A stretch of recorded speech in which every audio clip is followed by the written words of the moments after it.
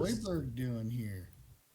Yeah, now I need to remember how to get the Twitch extension that shows the HP bars of everybody back on the thing. Yeah, there we go. Stream Manager. That should be it. Yeah, and then you could probably search it up or something. I'm pretty sure I just found it. Got it.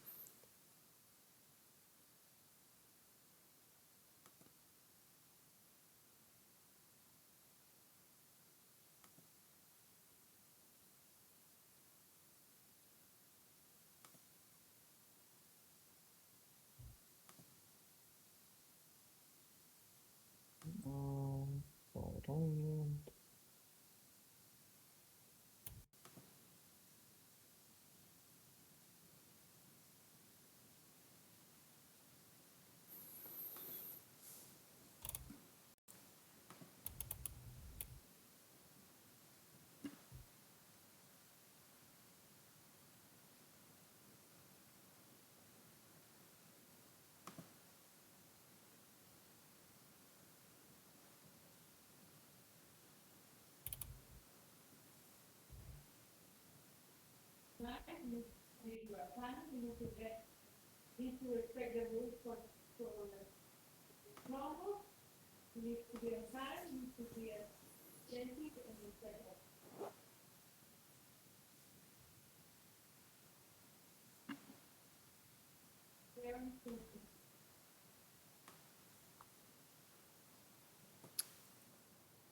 Okay, so I need somebody to check the video to make sure the extension is working. The extension that shows the player HP bars. You should see it on the right side of the screen. Looking right now, actually.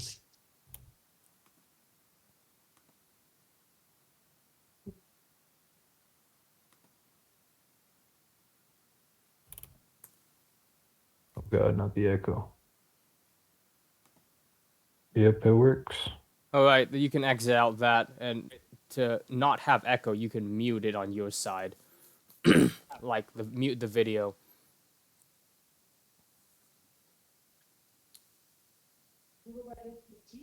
Okay, so it's been a hectic week for some people. Objection has been affected by food shortages and electric shortages because of the flood. Thoughts and prayers to him.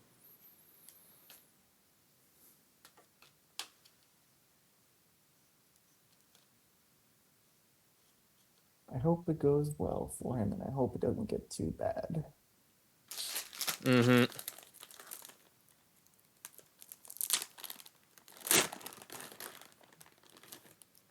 Yes, we must have him back.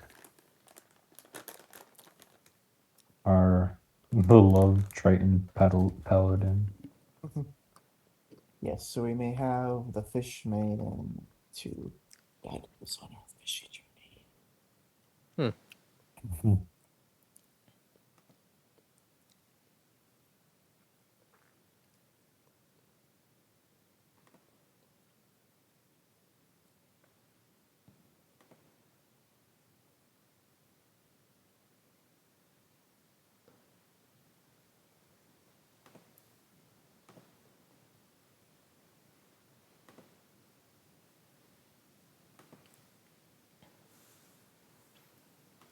Okay, so the problem with the Google timer is that it looked ugly, so I found a different timer to count down when we're going to start. And this timer, I could not figure out how to actually like make it more or less than 10 minutes.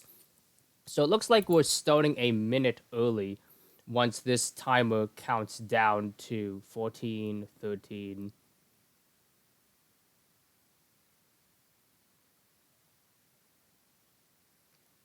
Now, where did I actually put that timer so I could stop it? Oh, there it is. I'll just exit out of that screen. Okay, so starting at the Bardland Festival. This is the last performance of the night. The festival that you've spent all of last week's downtime preparing luck has finally come to an end, and you are giving your final performance. What is it? All right, my final performance will be pulling out my viol here and playing it for everybody. Okay, so some Lindsey nice viola Sterling music. style. Yeah. Okay, so talk more about the emotions that you want the crowd to feel with your viola. I'll have to handle something on my end. Um, well, considering that the whole environment should be cheery and all, I'm going to do the exact opposite. Through my viol playing, I will try to convey feelings of Mm-hmm. uh dismay and a little bit of sadness, but also tranquility.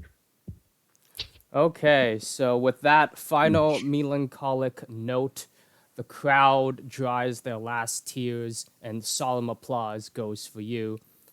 And the backup dancers from the back go back into the back of the stage, and the eggs with legs comes out from the back door there to congratulate you on your great performance and give you a bouquet, and the crowd cheers.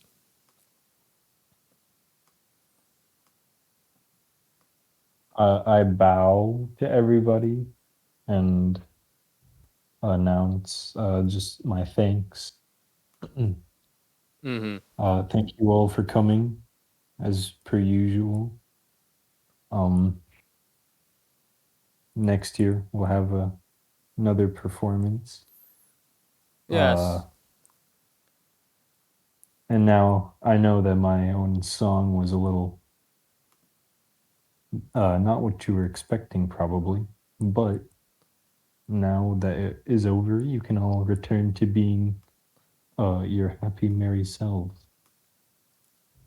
Okay, and the crowd is happy at your explanation. Now, I do remember that last week you got a -1 to promote the festival for your economy. I want you to roll a d4, and if you roll a 1, that will be the same, -1. If you roll a 2, then you've recouped your profit, and it's now at a -1 plus 1, which is a 0. But 3 is a +1, and 4 is a +2.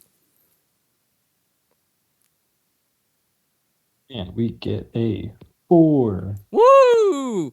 All right, the crowd loved you so much that they have decided to donate not only for you, but for other artists, bards, performers as well. And you've received quite a much of functions from that.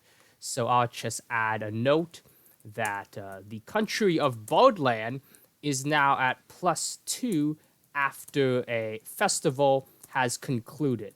Now, with the parting words of the festival, this is the after party. People are shuffling out the door.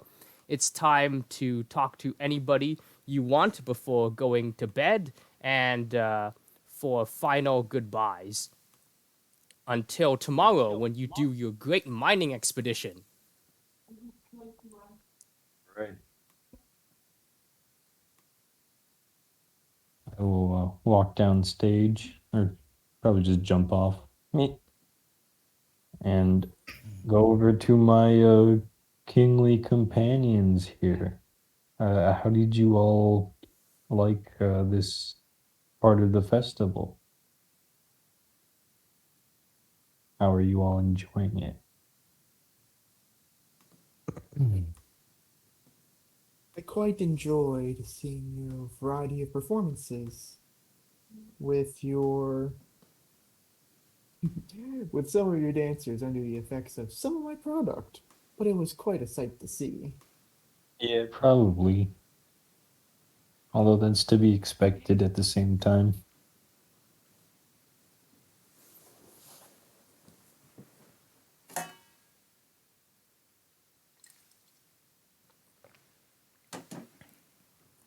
Yes, and after Uh, you talk a bit more to the other kings, um, some introductions are made.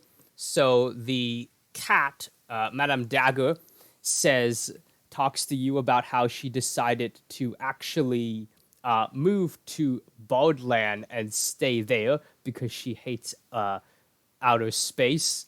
And the last episode, the Cat Nesta Kingdom, which is a floating island in the sky, decided to become a UFO and go out into outer space. And Madame Dagger and her son have elected to remain here. And she introduces you to uh, her companion, which is the Beeple Princess.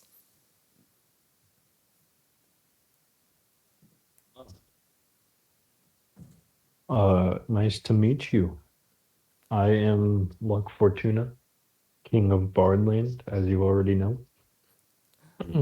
Oh yes, I loved And your song, even if it made me a little sad. It kind of reminded me of how we were kicked out of the Feywood Kingdom to the west. I know you've had dealings with my people before, but I think this is the first time we've met, sire.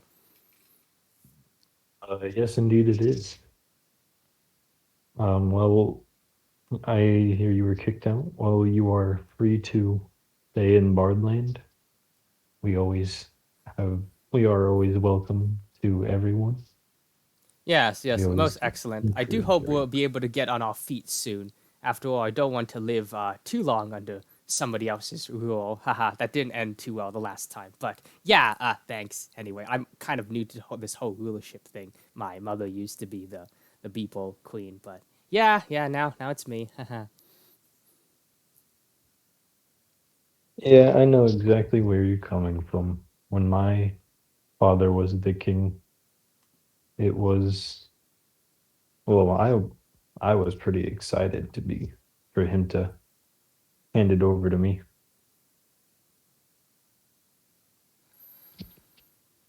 But Mm-hmm. here I am now, and there you are. So I hope that you as well can uh, have your own nation, and you will have the full support of all of us here. Yes, thank you, Luck. And greetings to you too, Kamak and Williams. And then Greetings to you as well. It is good to see you after that uh, unforeseen circumstances over our last meeting. yes. But I hope everything worked out in the end. And I do remember, I believe my people have told me that you, Kamak, said that they were welcome to have residence, maybe temporarily, maybe uh, in the Shroom sovereignty, was it? Yes, we're down to have some more hands as we slowly rebuild the floors from the little mad trip incident, but it is coming along quite swimmingly. Our eggheads always have something to research. Mm-hmm. Now, speaking of eggheads, there are two or three or four eggheads on this corner of the map. Um, it looks like Joyberg is getting into a little bit of a debate with Bathtub Yogurt Man about the precise exorcisms of vampires, with Bathtub Yogurt Man insisting that milk is more effective at deterring vampires than running water, and Joyberg saying the opposite. And they come to you, Professor Williams, and ask, "Well, you're the smart, so do you have an opinion on this little debate?" Uh, sure. Could Patrick make a history check to see what he remembers about vampires? Okay, go ahead.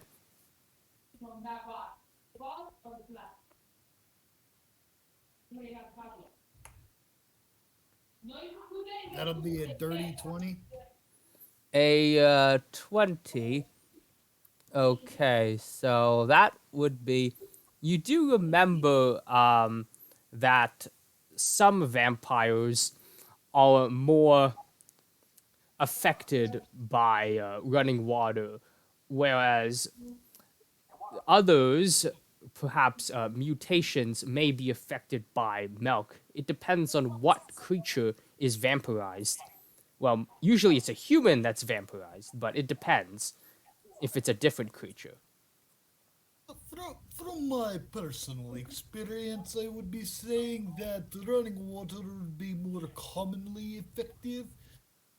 This milk idea is perhaps some sort of anomaly that has occurred in some vampirism events of differing species under particular circumstances. I would be unsure of this. Okay, so with that, the two still haven't resolved their thing, so they've grumbled away. And let's see. Oh yes, Katie Aaron pays her respects to Luck, who is one of the NPCs you made for the Bardland. And she seems a little bit proud of her performance that occurred earlier, and speaks to you about various musical stuff and suggestions about what you think.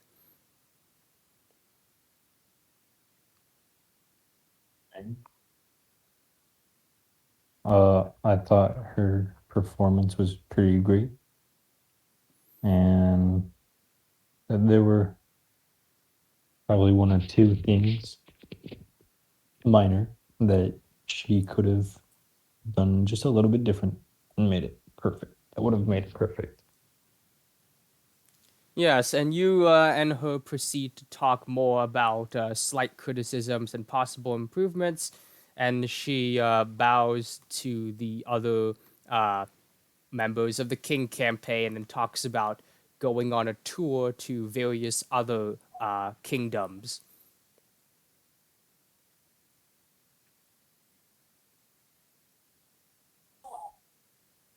And she then says, "Well, yeah, I know there might be like some wars on the horizon, but maybe when all of that is over." So she'll bow and then leave.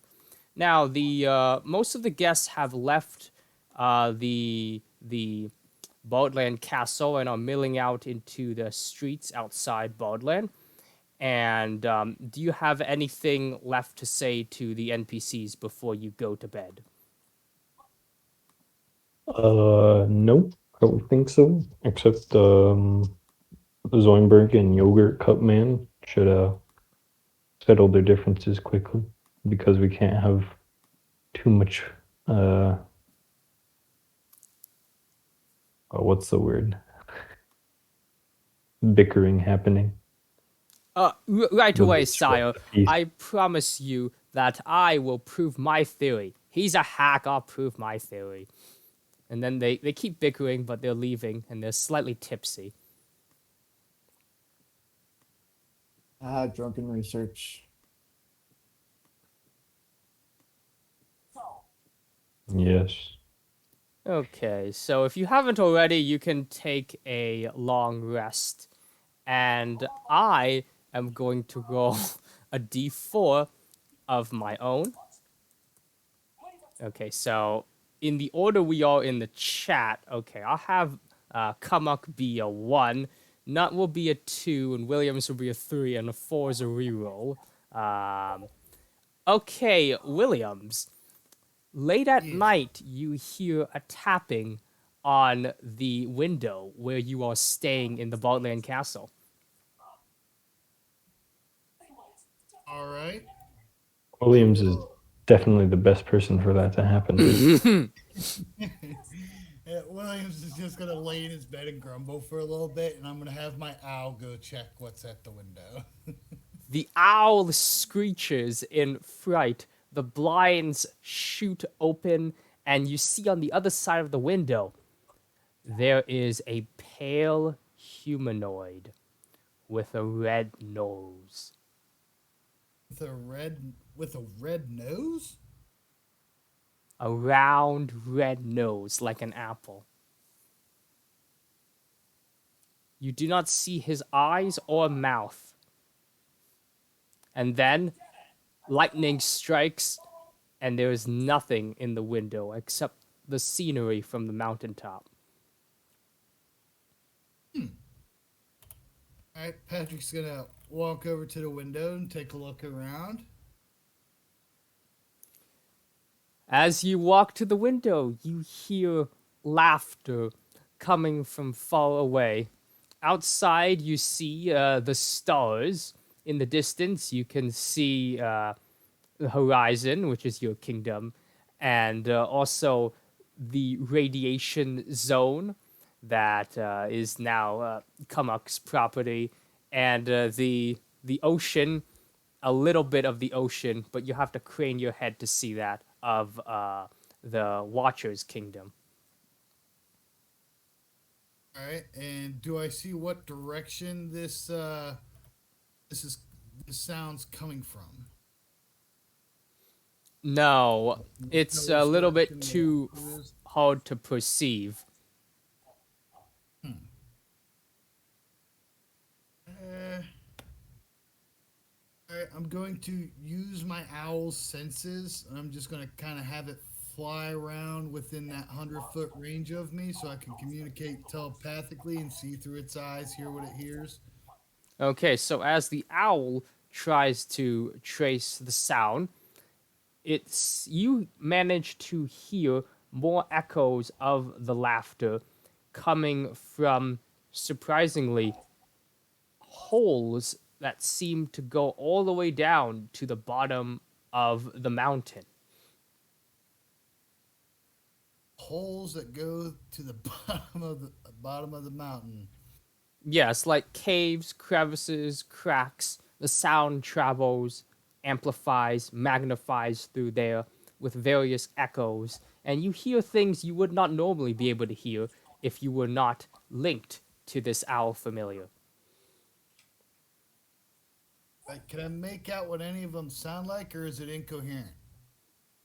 It is just a laughter that is slowly decreasing in intensity until not even the owl can hear it anymore. This is curious. I should ask Luck about this tomorrow. I'll have my owl return to me, and I'm gonna I'm gonna close my windows and latch them shut. Draw my curtains, and I'm going back to bed. Okay, now as you go back to bed, I will reveal the Mountain Deep battle map, and I will try and move everyone to the scene with that tool. Now, if you cannot move automatically, please move manually. I will also have to edit the oh, good. The table plot viewer screen is editing by itself too. That's great. Okay then. Okay, so the next morning you're at the top of the mountain and the crowd is cheering you off for your what's it called? Your grand departure to mine for mithril and other war metals for what seems to be a coming inevitable war with the Sorrow Kingdom.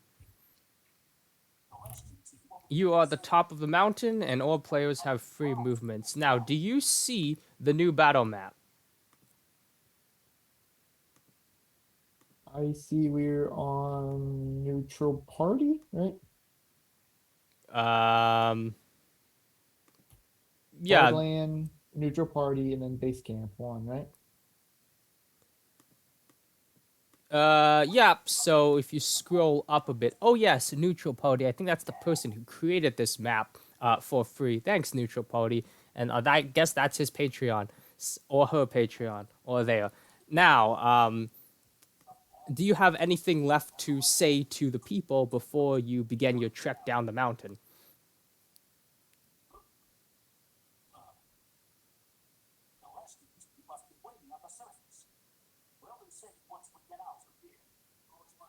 Okay, then, I guess not. So, as the people cheer, you go down the mountain and you make it without incident all the way down to base camp 1.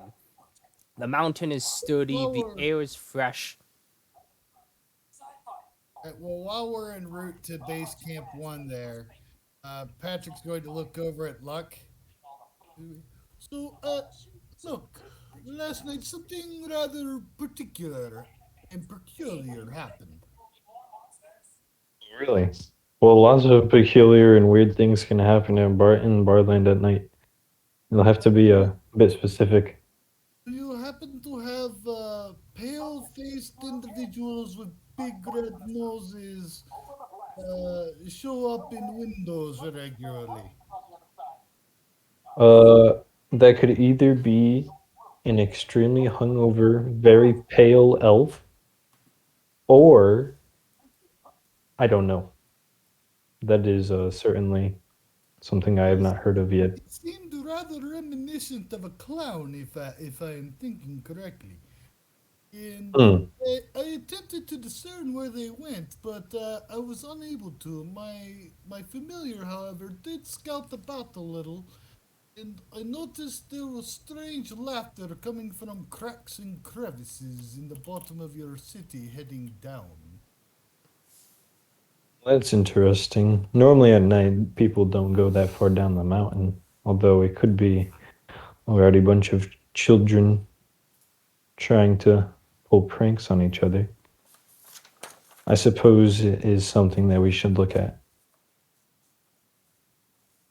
At the bare minimum, I would say that you do happen to have a problem with rampant clowns. Well, clowns have always been popular for both terror and laughter. Not certain which category this one falls into. Perhaps the former.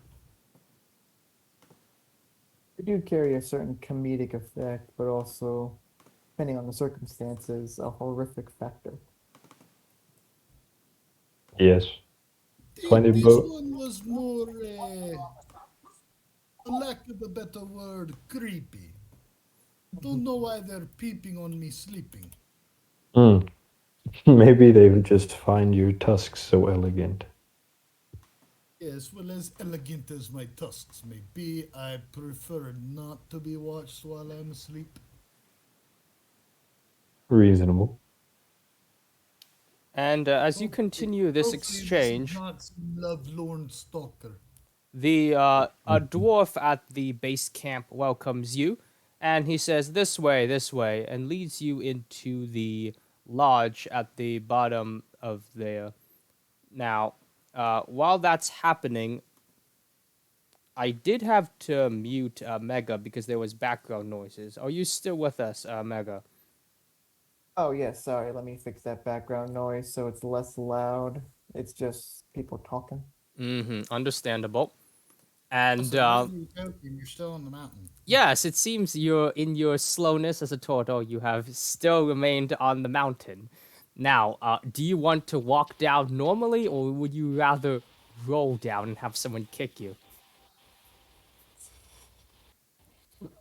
He's the epitome of laziness. He will be rolled. So, Okay, so the crowd proceeds to roll you down the mountain, and it is quite a comedic effect. And by the time you get down to base camp 1, you now have a like kind of a snowy white shell, and you are also shown into the little house here. And as the dwarf said, "Well, it's about time you're here." Um, the dwarf is your Sherpa, and his name is Sherpa Dwarf, and he will check your supplies. Now, this is our double check. Um, what is everyone bringing into the mountains? And I'm sure I wrote it down in one of the channels in the Discord. If somebody can find that, that would be great. Otherwise, we can just spitball it here. let's see. I know I brought the boom shroom, not boom shroom, trampoline shrooms. Yeah, That's for traversing up and down. trampoline shroom, yes. And how many of those have you brought? I don't think I put a number per se. Should I just roll for it? Yeah, let's see how well you've been able to cultivate that. Yeah, just roll a d4 for that. D4. Okay. Dice D4.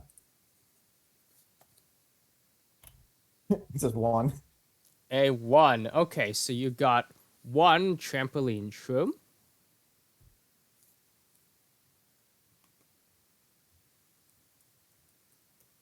Uh, I have pretty much my entire inventory, including this robe of useful items. My Okay. nice spell scroll, my fireball spell scroll. Okay, so luck, you're bringing a fireball spell scroll. Yep. Yeah, that was in my robe of useful items. Oh, yes, yes. Your uncommon item, each player has one free uncommon Hmm? item, and you chose that. Oh, yeah, that reminds me. Kamak, did you choose your uncommon item yet? I'm not. I still have to pick one. Okay, I guess it's just at your kingdom for now, and you can choose that later. And I remember Mhm. Patrick had the headband that increases intelligence. Okay, so fireball spell scroll and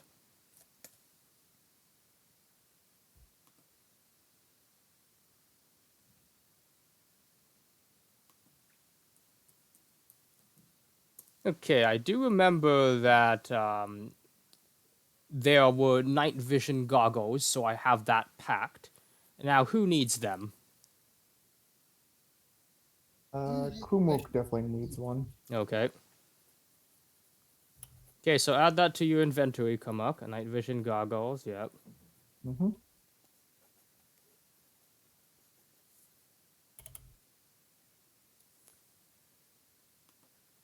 Okay, so Patrick, do you also need night vision goggles, or are you fine with your familiar? Yeah, I can use my familiar to see. It has dark vision of 120 feet. Okay.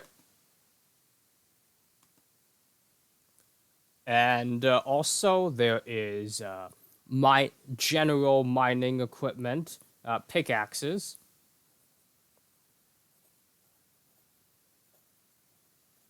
Okay, so let's see. Each player gets one pickaxe. So you can all add one pickaxe to your inventory. And let's see. Oh, yes, helmets. Is anybody currently wearing a helmet or a hat? A headband. Okay, that's fine. You can wear something over that, I suppose. Okay, so let's see. Hard hat with light. Okay, so each player gets a hard hat with light. Let's see. There is a yellow hard hat, a blue one, and a white one. So who wants which? Kumuk can wear white. Patrick will put the blue one on. Okay, so Luck gets the yellow one. And let's see. Oh yes, let's just as a reminder, you may be in the caves for several days, no more than a week, I would suppose. So let's see. For rations, everybody does have 10 rations currently. Yeah, it's in rations. Yes. No, I do not, but I don't need them. Oh, actually, I have 5. Okay. If need be, I can make it do with the good berry spell. Okay then, good berries it is. Alright, looks like everything is fine, says Shepherd Dwarf, tapping his clipboard. And we'll be on our way, and follow me. And I will reveal Route 1 that goes from Base Camp 1 to Advanced Base Camp 2. As we walk, I would be ritually casting the unseen servant spell. Okay, as you do that, uh, the guide Sherpa Dwarf enters into the route and says, "Well, welcome to Route 1. It's kind of like more of a museum than a proper cave or dungeon route. There shouldn't be anything dangerous here. And you notice there are actually a bunch of dwarfs living down here.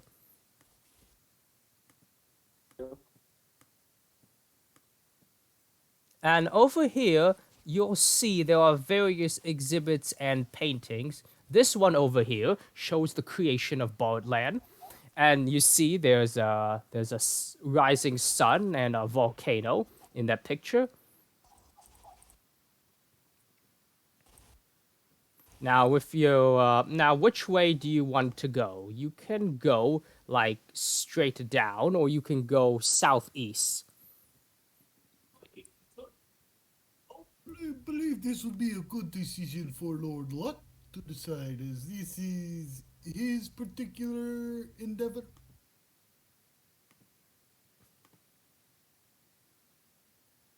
I'm not familiar with this camp, so whichever way you would like to go, Luck, this is your expedition.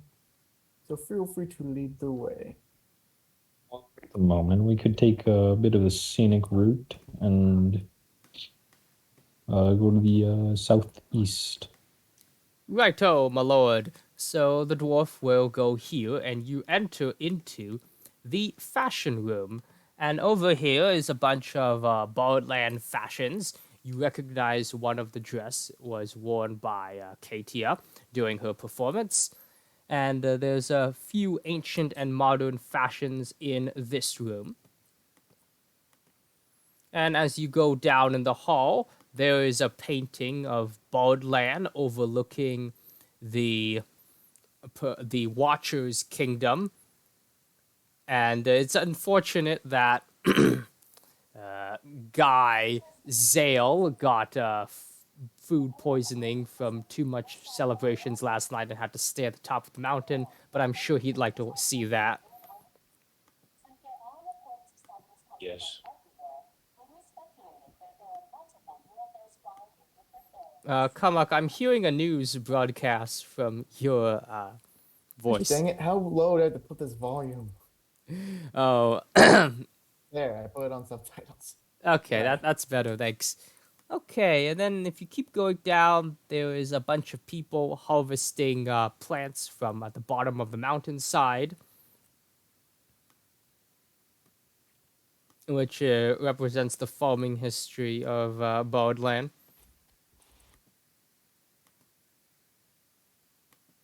Oh, Now, if we go down, that would be base camp, advanced base camp 2, but if you want to continue to the left, we can go to the pillow room. the Ah, pillow room. yes, of course. You must see What this. is a pillow room? All You right, will well, see. follow me. So as you go into the pillow room, you see there's already a tiefling in the pillow room, and he's trying to find a special pillow. Now, out of all the pillows, you can take one, and then you hug the pillow or you lay your head upon it, and it will tell you your future for the next month. Just choose the pillow that calls out to you. They're all different. Hell's Uh, yeah. Luck will pick up a um purple pillow with a kind of star pattern around it that Ooh, the goes on it. star pattern. And Okay. then he holds it against his face. Okay, and as you do, roll a d6.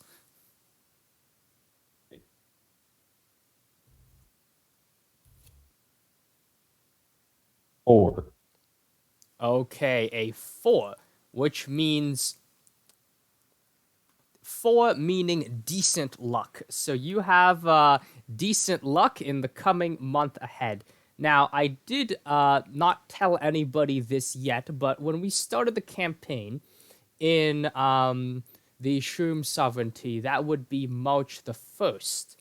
And then the week after, we went to Horizon, which is the second week of March, followed by the cat nesta, which was the third week of March, and now we're at the fourth week of March.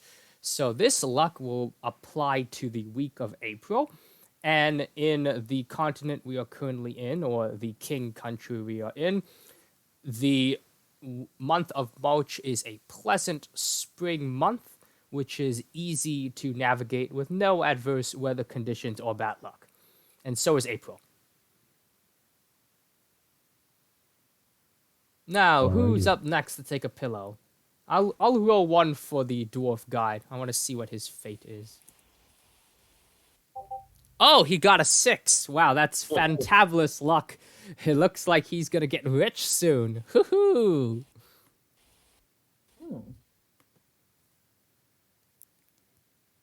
Do take a pillow, my friends.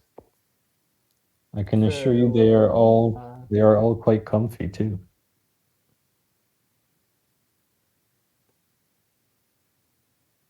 Very well, I shall see what your pillows do. And I guess I will look for one. Is there like a list, or do I just see a pillow Well, that I think you fancies just me? dive into the pillows like you're diving into a swimming pool, and you choose whichever pillow with whatever design you think looks best, and you hug it and you grab it and you take it up. There are pillows that look like various animals, Probably. pillows with old sequin patterns, pillows that flash like they're half electric. What do you take? Mm, Any kind of pillow you could ever think of. I guess I look for a pillow that is, I guess, green like grass with a nice smell of nature. Okay, so you've taken a pillow that smells like the grass that grows in the fields under the mountain. And as you hug this pillow, okay, roll a d6 and let's see what your result is. Okay. D6. A 4. A 4. Okay, so for this, it would be, let's see, decent luck on the plains. So whenever you are on, let's see, the grassy plains, it might be better for you being outdoors than indoors, but only slightly. And that's how the tiefling in the pillows interprets your fortune.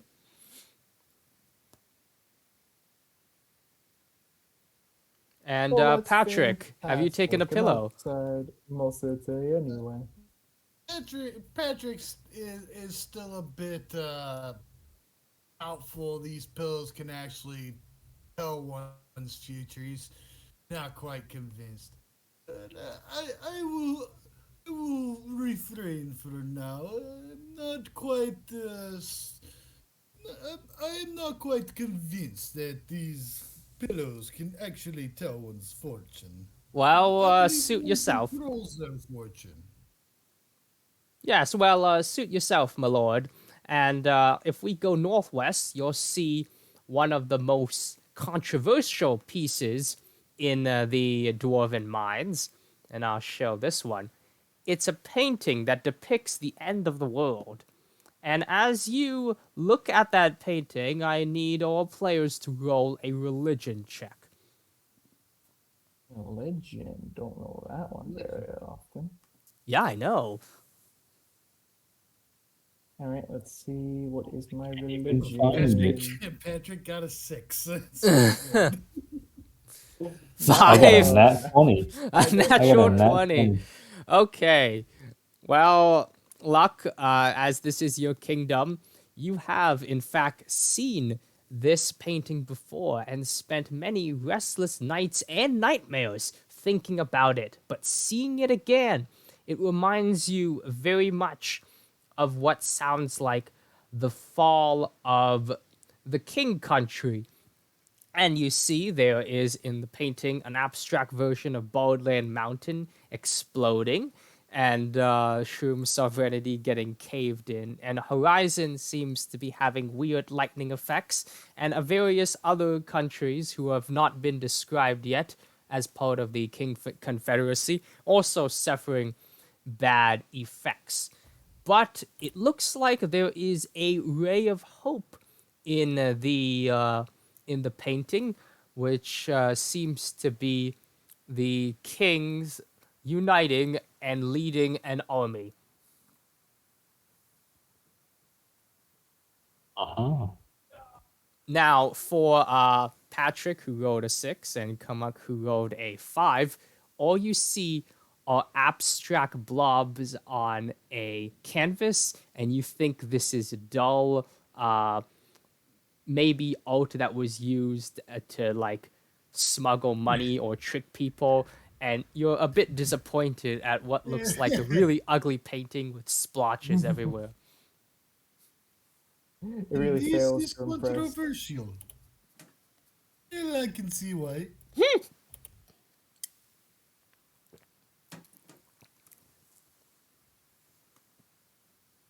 Well, I never really understand it myself, says Sherpa Dwarf.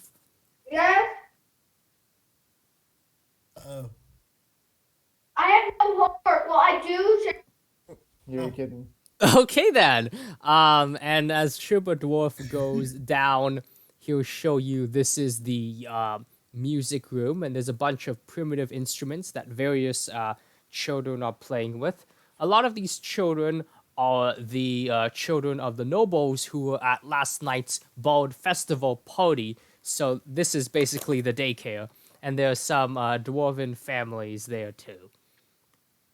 Now, if you want, you could try to play an instrument and see if you get inspiration from that or a negative effect, or else we could move down to Advanced Base Camp 2. Hmm. Oh, Luck, Luck might as well try his hand, considering he's a bard.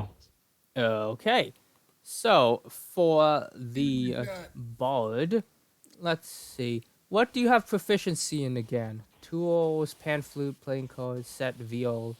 And what instrument do you choose among these primitive wooden instruments? Uh, would a flute be among them? Why, yes, Well, actually, indeed. Uh, pan flute makes sense too. yes, well, let's see. There is a pan flute, but some of the pans on the flute are missing, as you see one of the babies in the room chewing on it. And there is a flute too, but there's some crayon drawn on it too. But the flute Well, looks he'll like in better just take condition. yeah, he'll just take the normal flute then. Okay, so roll a performance with advantage. All right. someone should be careful about that one chewing on things. They might choke. Oh, yeah, yes, indeed. I'll handle that, says the shaman guide dwarf, and he will wrestle the pan out of the baby's mouth, and he does get it out. But the baby seems a bit stronger than usual, and then it crawls away to play with other babies. Dwarven baby. Does it have a beard? A little goatee for now, but yes, it and other dwarven babies have some form of facial hair. All right, that is a 24, and that followed a 23, and your flute sound is so great that all the dwarven babies and some of the other human and other creature babies proceeded to fall asleep as they as the like music room calms down. And the dwarven nannies thank you for playing this sound. Now you get inspiration for that luck. Do any of the babies have a handlebar mustache? Handlebar mustache. Let's see. As you look, you see one baby that has something that could soon develop into a handlebar mustache, but isn't quite there yet. Patrick laughs at that.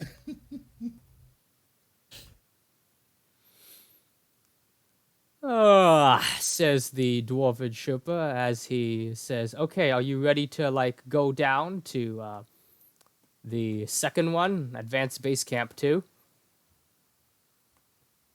Yes, I believe Well, I am. Is everybody else? I believe we have given ourselves plenty of time to prepare for the journey ahead. All right. Yes, let us be off and settle the matters of this mine expansion. Okay, so after 1 hour of going down the mountain and 1 hour of playing around in the tourist trap area of the Bardland mines, you arrive at the Advanced Base Camp 2, which seems to have various casinos in it and dwarven nobles who live here.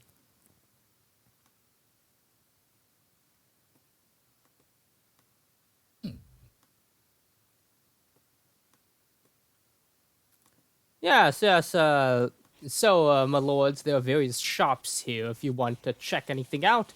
But if you want to ignore all of that, we could just go down into the mines. Hmm. Well, gambling can always capture capture one completely. So maybe on our way back up, we can visit a little bit more, unless you all want to have a hand at I, maybe I, one of the slot machines. I am currently a bit low on funding myself. Mm-hmm. I see.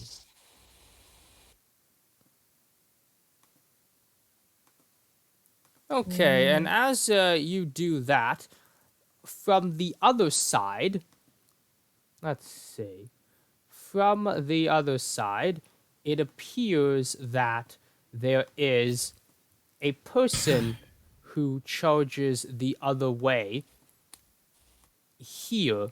Oops, he's not appearing. There we go. And he exits there and says, "After them, they're getting away." And he goes this way down into the stairs of the mine. Oh, well, I Who are suppose they chasing? that we must be off then.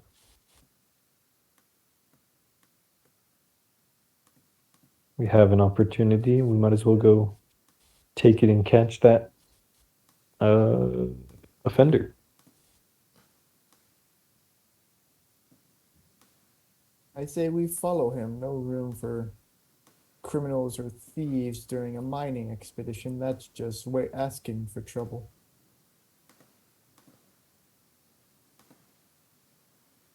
Yeah. Don't want it stirring up anything that could be down there.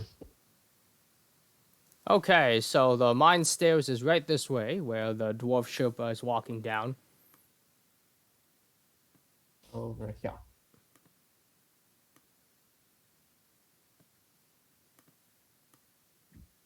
Okay, and I So, will so reveal this room.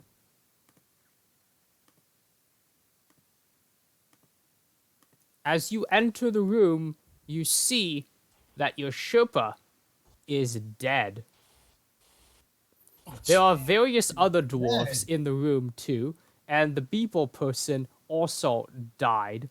Now, this man or humanoid, white skin, utterly naked, with no distinguishable features other than a red nose, laughs at you, and you see there is the bee princess to the side, and she screams as she's sucked into the darkness of the mines.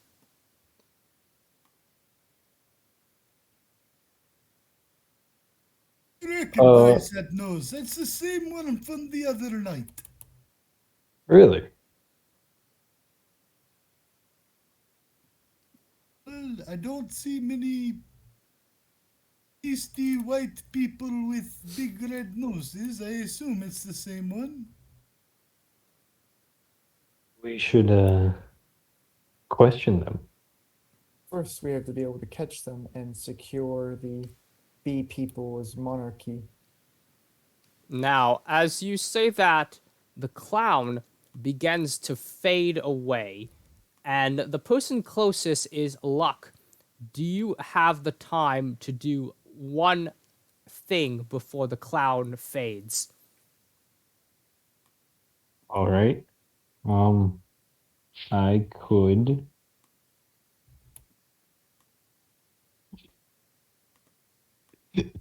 I was about to say fireball, but no, that's for later time. Oh, um, I can uh throw a guiding bolt at them. Okay, so do you roll that, or is that like a save? Oh, Okay, just gonna open this bag of chips, and okay, make that roll. all right. It's a 16 to hit. Okay, so with that 16, let's see, that does hit and roll your damage.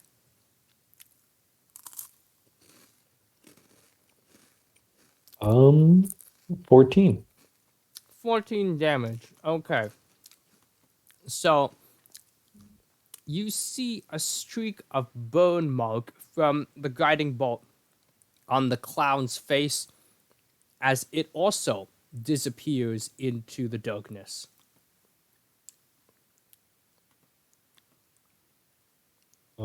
The dim light, the dim glittering light that was on the clown thing from the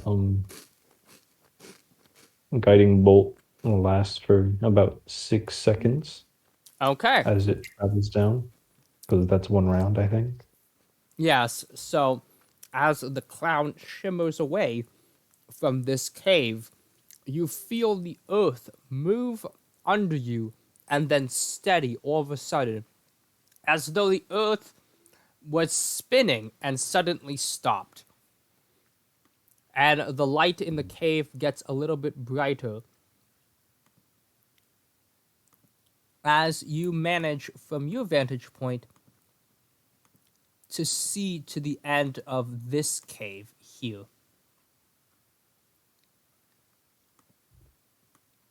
Oh,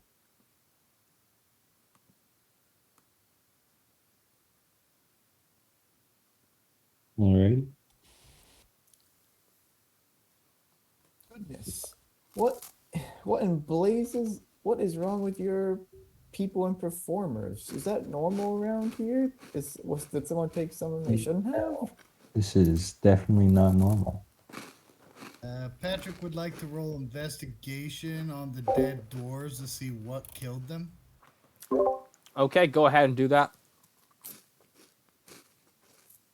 Does this involve my sniffer? There are no scents that you can detect, so this will be a regular one. All right. Ooh, 12. A 12. Well, you can see from the dwarfs, there are no wounds on their body, but the bee person is lacking its wings.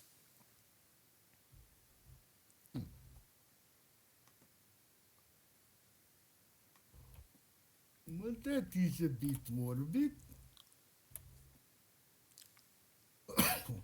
How So would they pull? How would they pull the wings off of the bee person? It's a tad to, gruesome.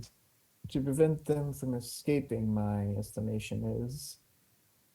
Well, they were Perhaps, but still, it's a little. they seem to prevent them from escaping rather astutely by killing them.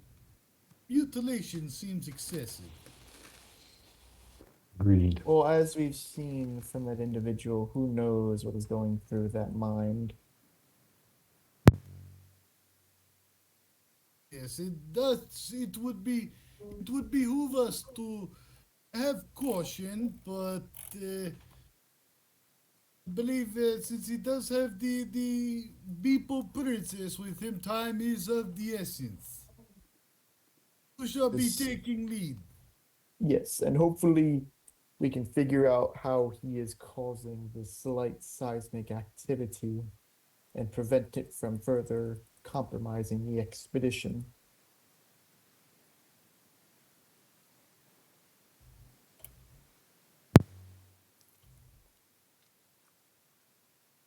Does Yeah, anyone happen to have a torch? Actually, no, I don't need a torch. you Uh, have the helmet that has a light on it. yes, and what I'm going to do, since we spent so much time up in the upper areas, my unseen servant wore off.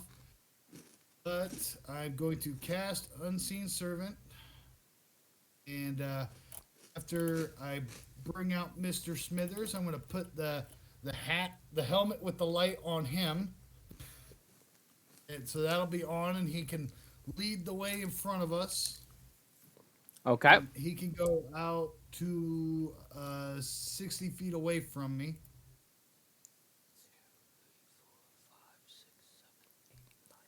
11, 12. Okay. So that would be this room, and then he would walk into this room.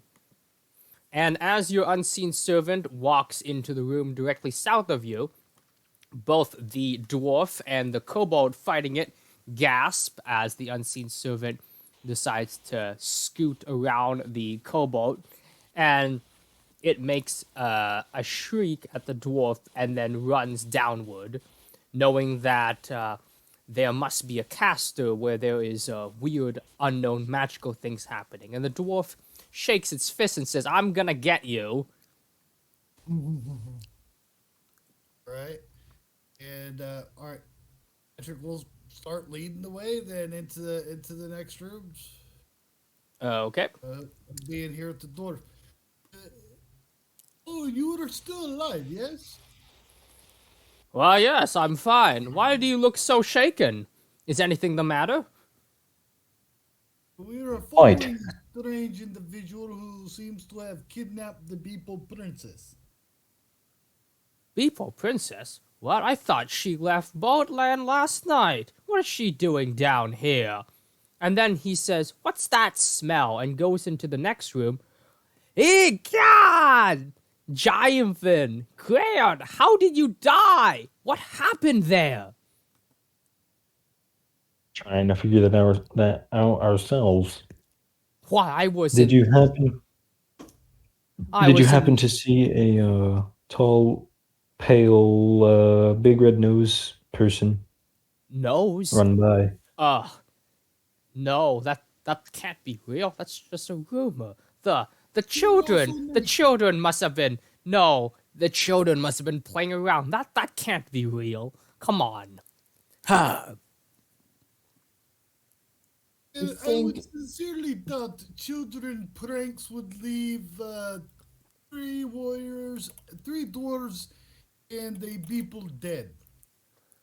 Oh no, this is horrible. Wait, crazy Jinx was right. I should have never pouted pudding at him. I made fun of him. Oh no. And he runs towards Crazy Jinx's house to apologize, which would be here. Okay.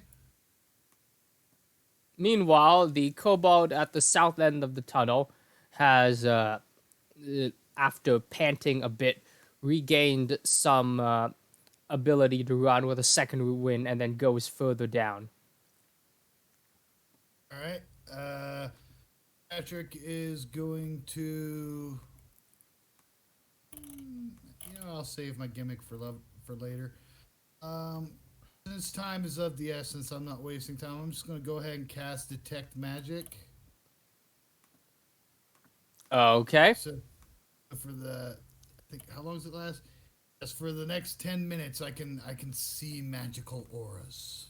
Okay, well, you notice beyond the mundane type of magic that's used to power various lighting things in Advanced Base Camp 2, where the dwarfs live, that there is some magic that seems wild and ferocious emitting from the southeast. Well, I believe I have detected something that is a likely lead upon what we are after. If everyone will come with, unless you would like to lead, Luck.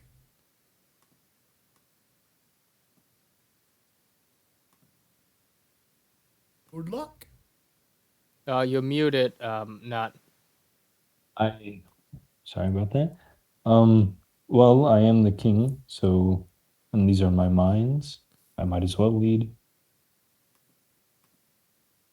It is in that direction, to the southeast. All right. Let's go then.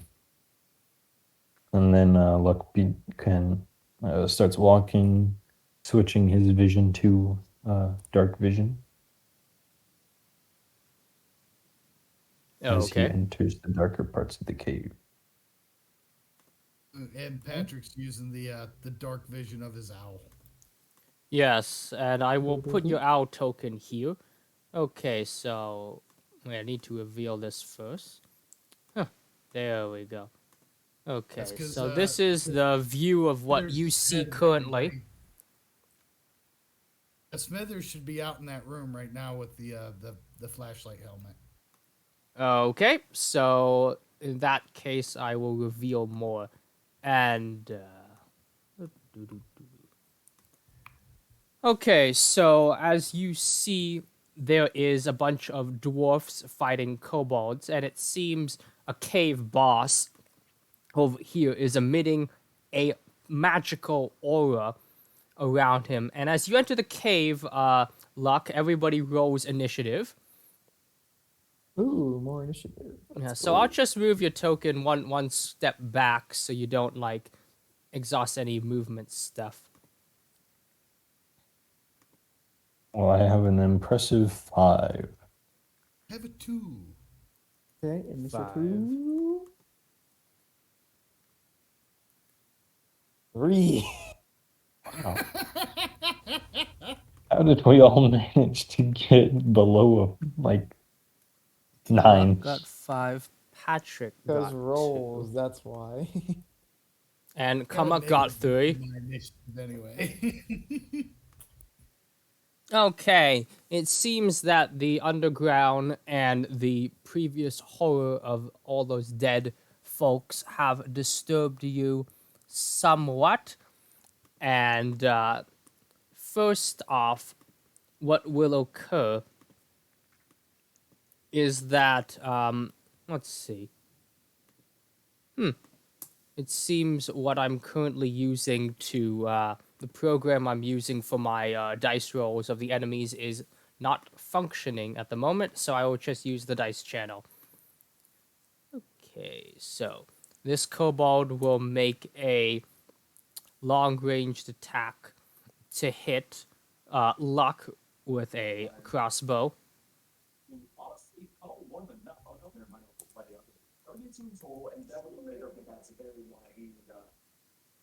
Misses.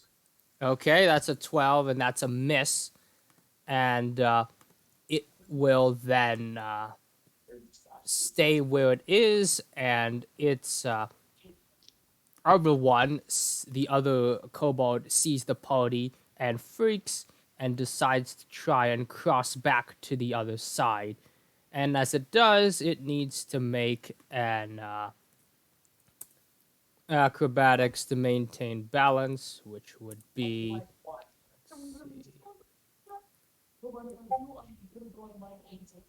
a 7. So it falls down into the depths. Whoops, okay, there goes that kobold. Okay, next Wow. up, it is the turn of the people on this side. These kobolds will just shoot at the dwarfs with their crossbows, and the dwarfs will use the dodge action, and some of them get hit, but one of them dodges all the shots. And this one will pick up a boulder and heave it at the entrance, which would be here. Now, Luck, as the boulder comes chortling towards you, I need you to make a dex save.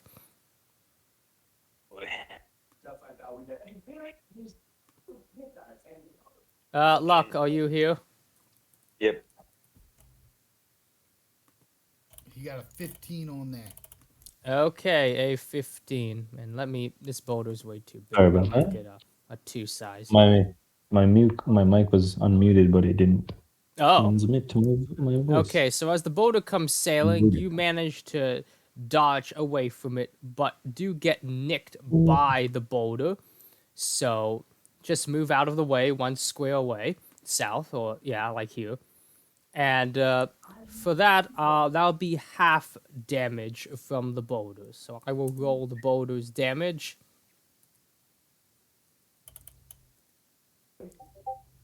And that is half of a 16 would be 8. So you take 8 bludgeoning damage by getting nicked from the boulder. And it is your turn. The boulder is now blocking the mine shaft, and you are cut out from your companions. What do you do, King? This kobold is an enemy, correct? Yes. All right. I will attack it with my rapier, Mm-hmm. and it's a 19 to hit. Hits. Okay. And we have a decent 5 damage. Okay. And with that, the kobold up and dies. And one of the dwarfs gives you a fist bump. And then I will bonus action cast Shield of Faith on myself. Yes, and that does what? +2 bonus to AC for up to 10 minutes. Concentration. Okay. And Kamak, it is your turn. Okay, there is now a boulder in the way, correct? Yes. Do I have anything that can move a boulder besides just a straight strength check? I'll waste that. Guess I'll go up to the boulder and try and shove it out of the way. Okay. You do that. Make a strength check. Athletics or strength? Got the roll initiative from Strength. Okay. Nope. That's a 3. A 3. Okay. There is no movement of the boulder. Patrick, my friend, do you think you can move this out of the way so we may participate in the battle and we do not leave our friend out to dry? Give course. yourself a go. And I guess since I didn't make any headway with that bonus action chalet, and my next thought is to just smack the boulder if we can't move it to try and break it. Okay, then. And Patrick, it's your turn. Kamak has tried to move the boulder, but it is stuck. All right, Patrick will step up behind Kumuk and extend his big Luxodon hand and will cast the cantrip Mold Earth to attempt to move the boulder out of the way. Okay. And as you use Mold Earth to try to move the boulder, make a strength check with advantage. Check.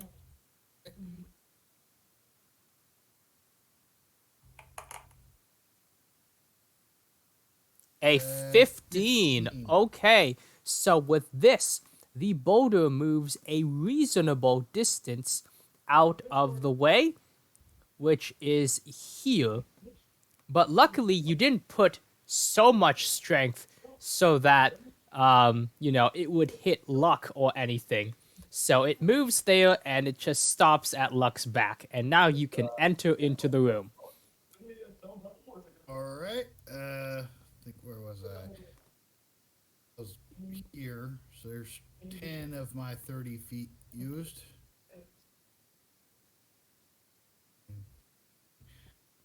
Alright, so Patrick will move the rest of the way into the room, and his owl is still holding its turn. Okay. And oh yes, I should actually get the owl and put it on the map. Okay, so I'll just put him here. And it is now the enemy's turns. So, since there are no kobolds on this side of the map, the dwarfs will, like, try to hide away this way, as they don't want to fall off the cliffs. And let's see. This one sees a bunch of strong adventurers enter, and it wants to leave, but it triggers the other one's opportunity grapple. And let's see if that connects. So I'll roll strengths for both of them.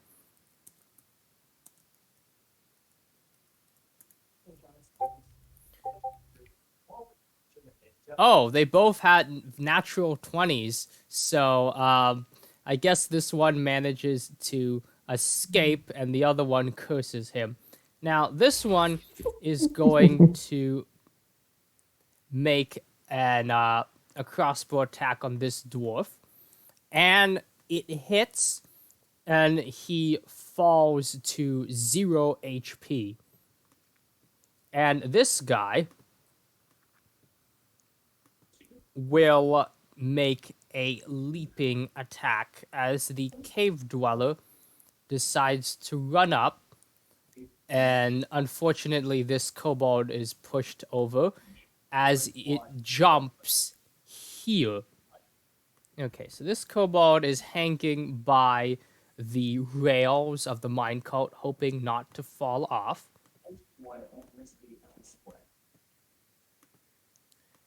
And it will then make a slam attack. And everybody in this area, which means all the players, make a con save. Also, not. I'm still hearing background noise from your end. Yeah. 14. On save. Where's my save? There they are. Alright. It is just not my day save, right? today. Alright. Okay. Let's see. Ooh, So 11. 11. Okay, so Patrick and Luck make it and don't find any problems with the shockwave other than a few vibrations. However, well, who is the Kamak? You were still in the other tunnel, and it seems the vibrations have knocked a bunch of stalactites onto you.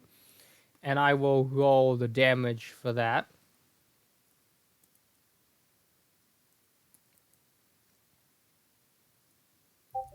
And it looks like you've taken 5 piercing damage from a stalactite falling onto your neck.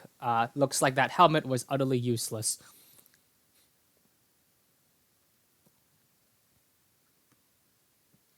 And of the dwarfs, this one got hit by the shockwave and unfortunately passed away. And these two are now at 0 HP and unconscious. And it is Luck's turn.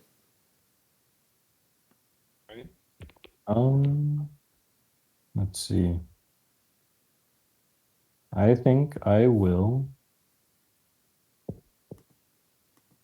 use my spell scroll and cast Fireball. Okay. So I'll scooch over here so I have a clear shot. And I'm going to aim it right here so that the 20-foot radius will hit the big boy right here and these kobolds. Okay, so this creature will make a dex save. Yep. And that will take my spell scroll here. and it got a it got a dirty 1 from the deck save. And let's see, the kobold can't really dodge, so we'll make his with disadvantage.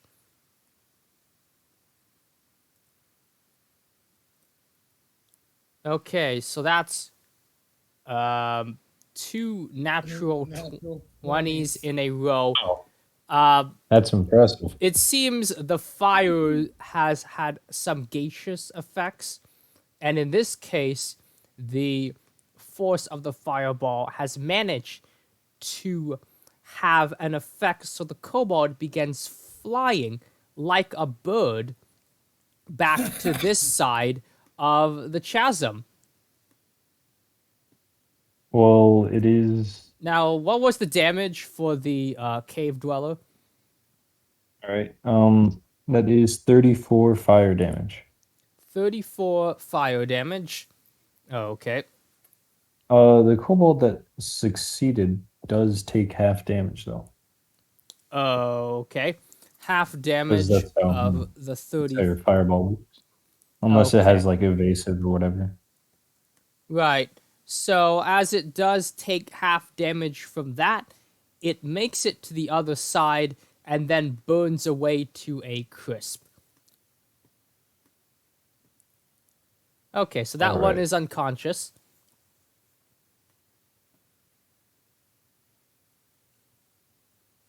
Are you doing anything else on your turn? Nope. That is all I can do, or all I will do anyway. Yeah. Okay, Kamak, it is your turn. Okay. He is not very happy that he just took some stalactites from getting a rock thrown at him. So let's see. He will. Did he get knocked prone from the stalactites falling No. on him, or no? Okay. So here we go. Over here.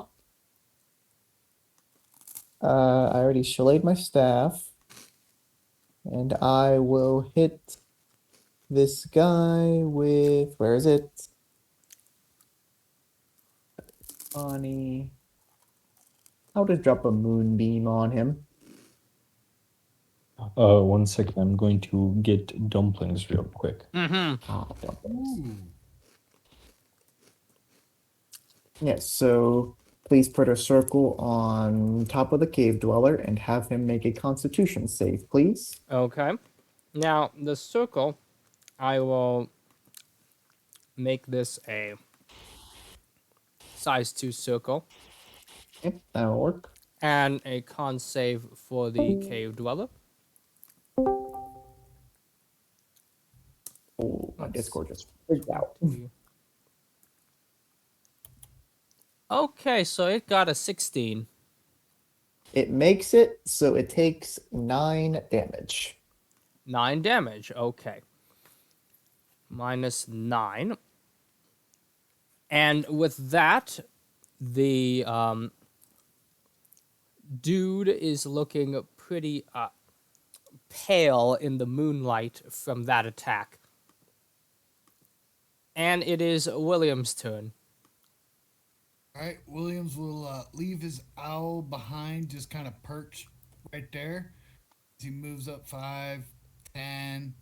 Then he's gonna grab the dwarf here and switch places with him Okay. as his action. Let me move the dwarf away. There we go. Go ahead. Yeah. Right. And I'm gonna use bonus action healing word on that dwarf. Uh-huh. Doesn't die. Okay, so he's stable now. Yep. So let me just spend that. I'm gonna make that a second level healing word on him. So he's gonna get. I am back. It's gonna be 7 HP back to the dwarf. Okay. And Patrick's right here. He's up in the cave dweller's face. He's gonna be body blocking here. Ink wizard, go. Okay, so now it is the enemy's turn. And this guy will make his he starts his turn in the moonbeam. So is that another con save? I believe so. Okay.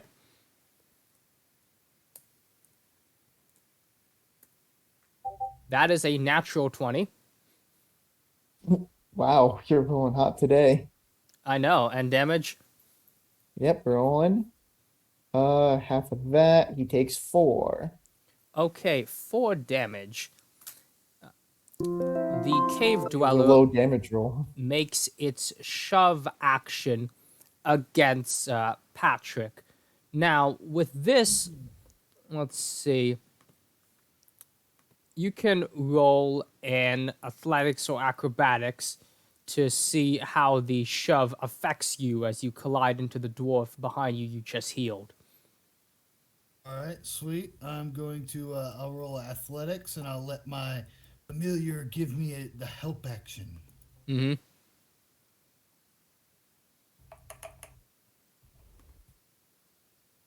Got a 10. A 10. Okay, so with that, you have some ability to balance, but you still knock into the dwarf. Now, you yourself manage to stay on balance, but this dwarf goes prone, and you are 1 away. Now, your damage, you've been shoved to that square there. I'll calculate the bludgeoning for that. Is 5 bludgeoning. Bludgeoning. Yes. All right. And this one will make a scream and then jump all the way back across the bridge over here. And as it does, the kobold underneath it gets squished. So it is now here. And Luck, it is your turn. Now I'm going to go make dinner in the 20-minute break we have, and we will reconvene then.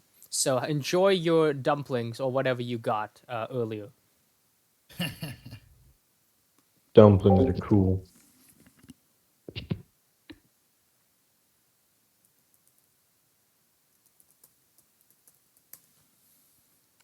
All right, let's see here. Let us plan a little bit. Thinking of if I can to get to the other side of the chasm and thorn whip the cavern dweller into the chasm. I mean, if he makes the save, actually no. I don't think it's a save for thorn whip. You just get yanked. Maybe. Yeah, large or smaller, he just gets yanked. Wow. Or I could move my walking speed up here about, and then I don't know, cast like thunder wave or something.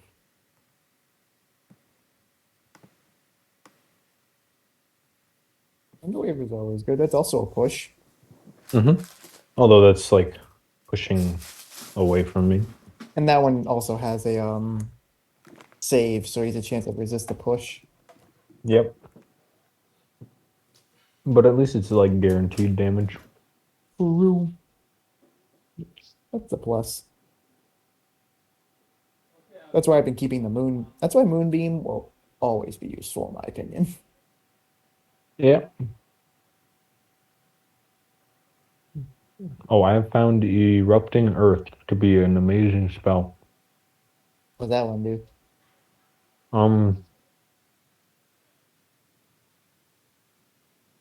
Let me look at it real quick.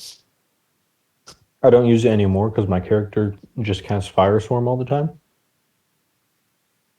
Or Meteor Swarm, I mean. But before that, Erupting Earth was my go-to because it is a 100. It has a range of 120 feet. It affects a 20-foot cube, and it deals 3d12 bludgeoning damage on a failed save. Is it a constant or is it just a Third level spell. Actually, the ground in the 20-foot cube becomes difficult terrain until cleared. Ooh, combine that with spiked growth. Mm. Third level spell. I already said that. But yeah, that 3d12 bludgeoning damage is pretty great. Best if we could ever do it, the best way to combine Druid spike growth, um, repelling and pulling blast of warlocks. Mm. You're Well, literally so you're literally grinding them with the thing. after seeing the meme about Bard becoming a warlock, What? a Bard becoming a warlock, Of that. is like we all do things in the heat of passion, Jimbo. One of those. Ow. That'd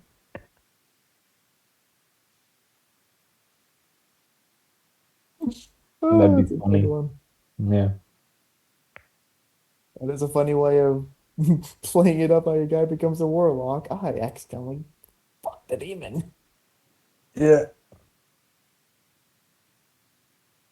Or Succubus. or you have like a shotgun wedding when you're super, super drunk.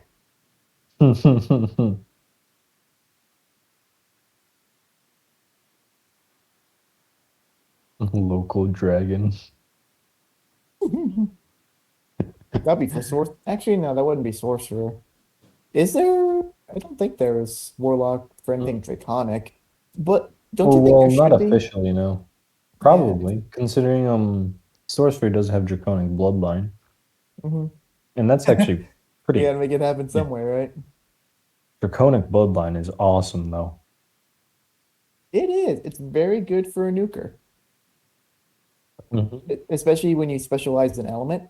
I just wish they added more spells. That's why I always get like D&D spell expansions so I can have more like elemental variety. If the GM ever lets it happen, because I like having different flavored spells, like all sorts of different acid splashes, lightning or cold. like Yeah. there was this one called Eldritch Blast, which is literally just blasting air at somebody and it does cold damage and makes Yeah. them poisoned for a turn. I'm taking a break. Man, but like this game that I am in, one of the homebrew is that you can get a JoJo stand. If it's a fighter subclass called Bound Fighter. How does And that work?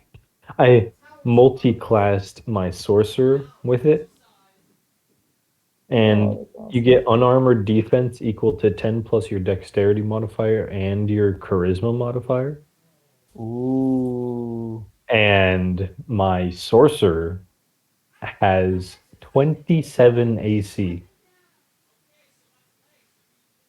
What? How? What level are you?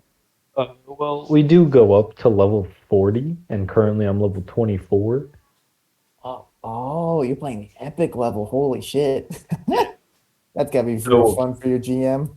oh yeah. Well, it's like this big kind of a West Marches kind of thing. Oh, But so we do like random encounters and stuff. But I have 28 charisma and 22 dexterity. wait. It's a West March and you're going up to level 40? How the hell did you balance it? Kind of a West March. I guess that's like the best way to describe it. Hmm. But you balance it by throwing multiple ancient dragons at your players. Oh, dear And God. me and some of the different people in it, like we had a party of like 4 or 5, went up against 3 consecutive ancient white dragons, absolutely murdered the first 2, and then the third one gave us a little bit of a pain. Like 2 or 3 people got like unconscious because they dropped to 0, Mhm. but in the end we still won. Nice. That And is my pretty. that was like level 20 maybe. I'm just wondering, if you're doing it like that, how do you calc like spell slots and caster level? Well, actually, we kind of just like you just get your normal. spell slots. And after level 20, you just keep them that way. And like we don't even gain any more health. Oh, you don't go up in health anymore? Nope. So you get your level 20 health and that's it. Then what do you Which is get for the actually a new good balancing act. what do you get for your other 7 levels? We have you get ASIs and feats every level now instead. Mm. And epic boons every like 5 levels. Interesting. I mean like it's like 1,000,000 XP now where I'm at. Oh, you're going by XP. Yeah. That's gonna be It's fun. a lot of XP. Like currently I have um, for my sorcerer 645,650 XP Christ. for level 24. How much do And you need to then level up? well the next level is level 25 and that's 715,000. But then level 40 is like 3,265,000. Holy cow. And our proficiency bonus go up as well still. So right now mine is like +7 and then level 40 is +11 proficiency.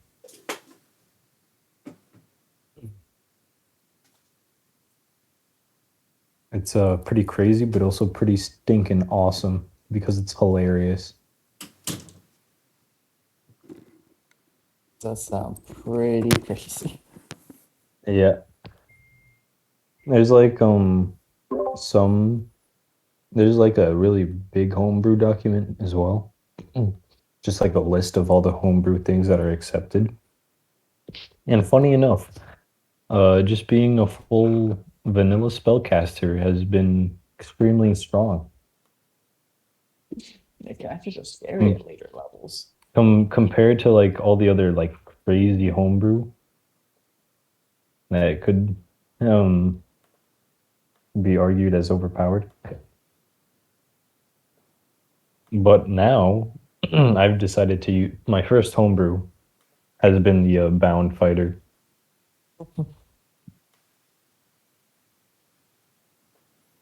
Because my character is becoming evil. So people are trying Oh. to plot his demise. So I gotta have contingency plans if they try to use an anti-magic field on me. Oh, you're having anti-party contingencies. Yeah. This one person is so confident in their plan, and I'm like very interested to hear what it is, but obviously they won't tell me. Yeah, they're not gonna reveal the plans. Like I literally just had a finale for my campaign, and it was very helpful because I literally got a Kraken and a false Hydra under my employ to help with the final battle. Wow. And also keep in mind that I recruited the false Hydra in the beginning of the campaign and gave it a pseudo lair with near infinite food, so it got big. That was funny. So just imagine a giant mecha kraken in a water bathysphere, being followed by a giant false hydra whose heads and necks rival like the size of cities. Wow. Just walking up on all your my battle. campaigns, I've been low level. I've Well, never this gotten to one, do the high level shenanigans. I've done 2 campaigns like that so far, and it was nutty. We started at level 1 actually in mine, but like the encounters, some of them you can like do on your own, Is and it like like mini every so encounters? often.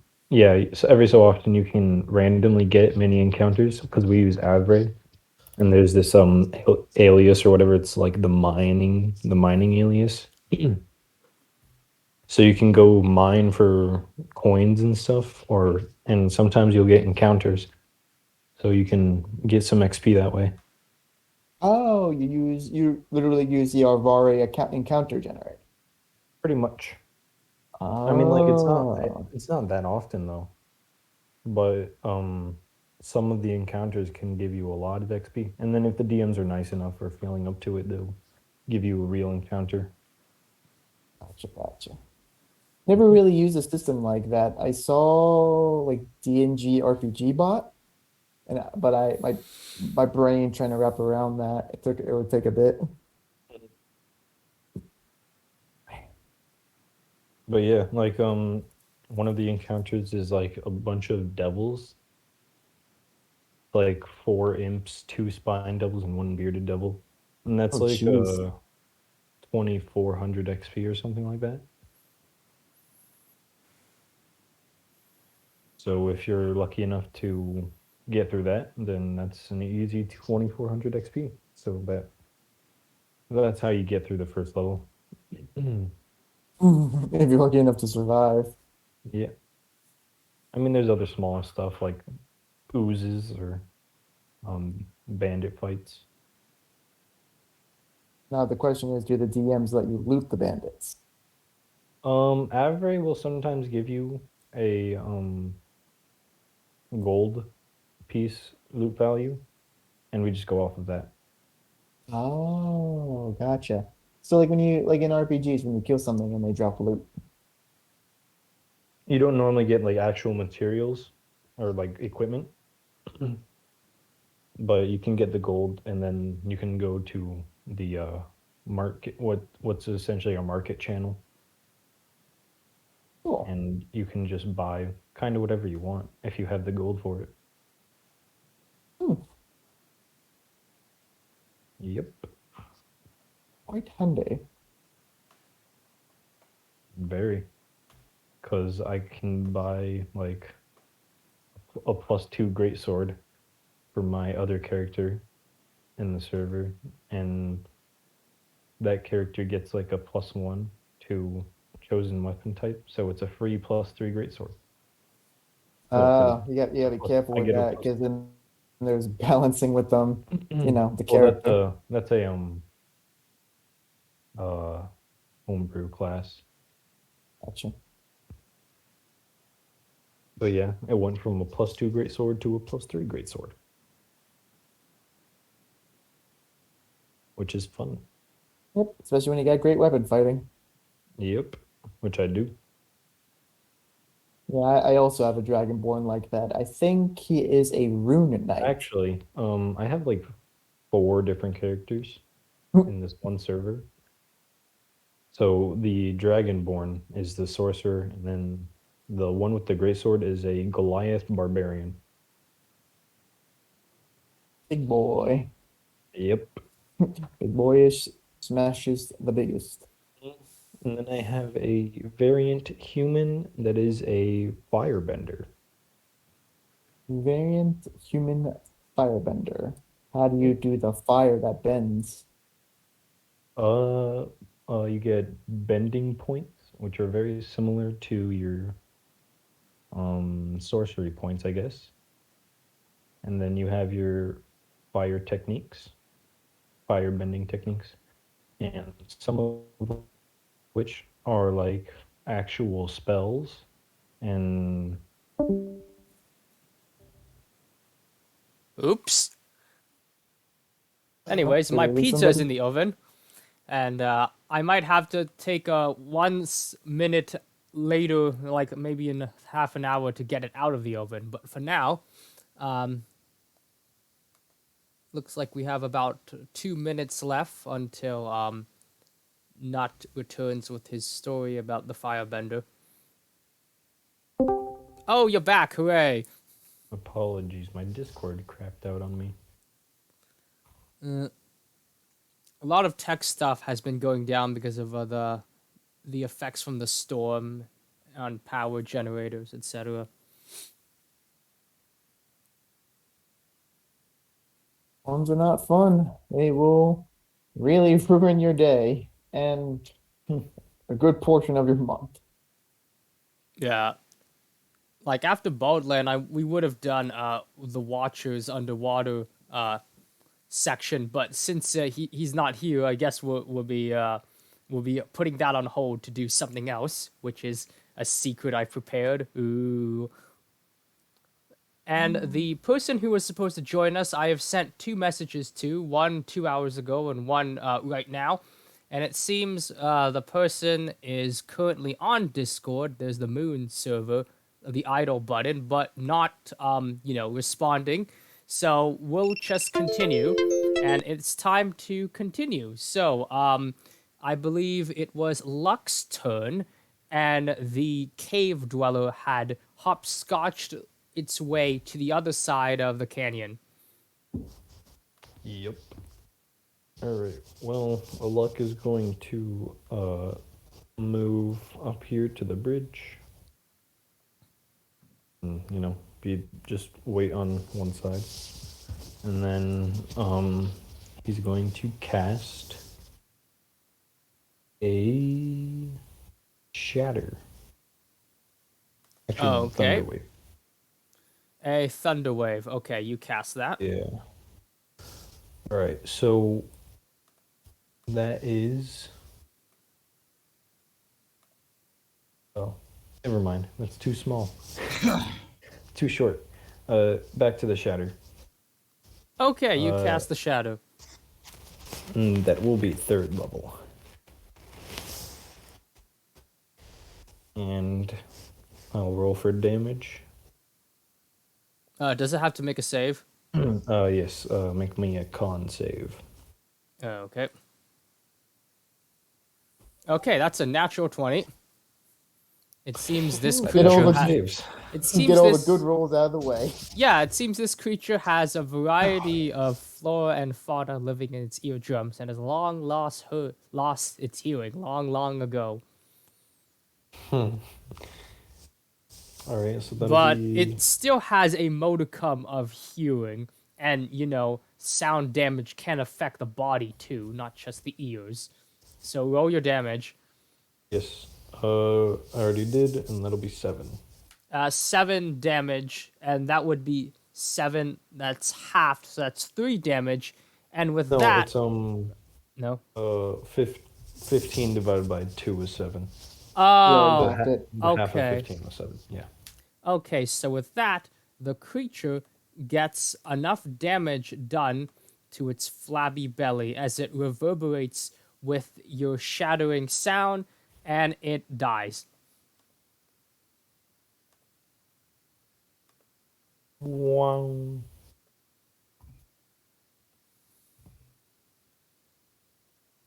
Now, let's see. The dwarf who was prone and saved by Williams gets up again. Casting Goodberry, taking one of his 10 good berries and stuffing it in the mouth of the other dwarf that's still down, so that'll give him 1 HP to get back up. Okay, so after failing 2 death saves, he gets 1 HP and is now stable.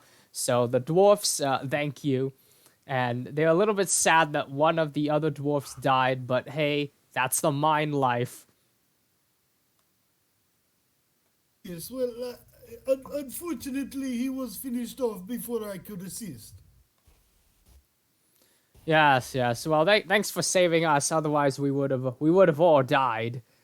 Usually there'd be more dwarfs around here, but they've been spooked about those superstitions about what was that thing called again? The thing with the red nose. Yeah, the thing with the white makeup. What was that called again? A clone? Yeah, that thing. The frown. Ha! How can anybody be scared of a frown? Come on, Gonzo, let's go back up and get some beer. And the dwarfs retreat back into the tunnel and return to advanced base camp 2. Oh my god, those bodies! How did they die? And you hear the same thing that you heard from the previous dwarf. Patrick's gonna hand 3 of his good. Patrick will hand 2 of his good berries off to Kumuk, just in case.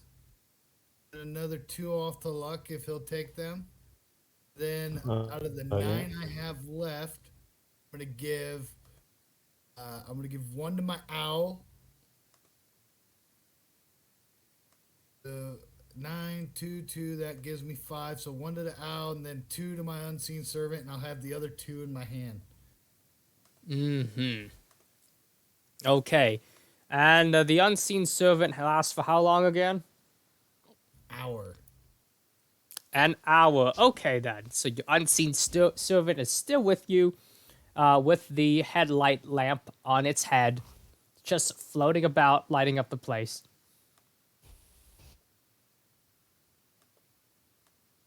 Well, I would suppose we press on, everyone, until we locate the Beeple Princess.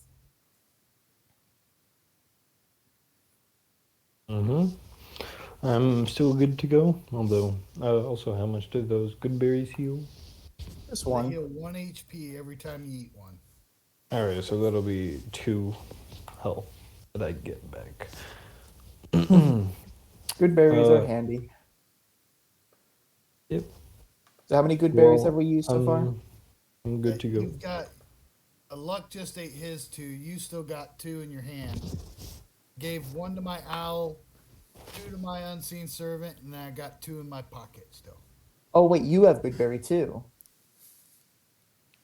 Yeah, Wait, yeah, that's where I got the good berries. Oh, my bad. Well, you think he pickpocketed you or something? I also have good berry. I just forgot he had it as well. Uh, Yes, don't be the first person to go down now that my owl has a good berry. oh, yeah. The regurgitation. Uh,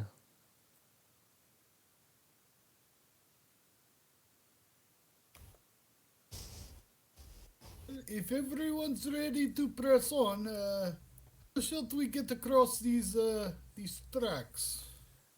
yeah, so, King Luck, what do you decide to do next? Uh, I guess we can just check out these. I'd say we check out the bodies first of these cave Okay, dwellers. so since you're not in combat, you make your way gingerly across the tracks very carefully, and you all make it across, and you take a look at the bodies. Now, you can roll either perception or investigation as you loot the kobolds and the cave dweller. Alrighty. Let my owl run cloak action. Perception. Let's go. 24. Woo, okay, a 24 perception. And with that, you find Glamgar Gloop in the ears of the cave dweller. I'll just type it in dice rolling. Glamgar Gloop. And it seems that it is a life-giving substance. Now, do you have a jar of any sorts or a vial to put it in? Good question. I have a sack. Okay, you put it in the sack. A little bit leaks out, but by the time you exit the bald caves, you should have quite a little bit of glam globe gloop. Maybe not as much as in a vial, but it's fine. Patrick does have. I can only carry an ounce in each bottle, so I think his bag will hold more than that. Yes, and please mute your mic, Nut, for the moment. And is anybody else investigating the corpses of your fallen enemies? Yeah, that sucks Give when it that a. happens. Yeah, I could try again. It's investigation or perception, correct? Yes. Okay, let's see how well I do. That's a dirty 20.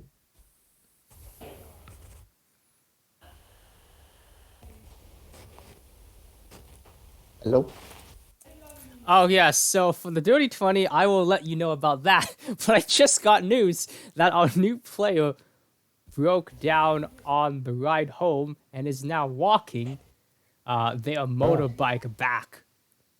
Oh, that sucks. So now we have the new objection who's gets locked out of the house and then gets stuck with the after effects of a storm.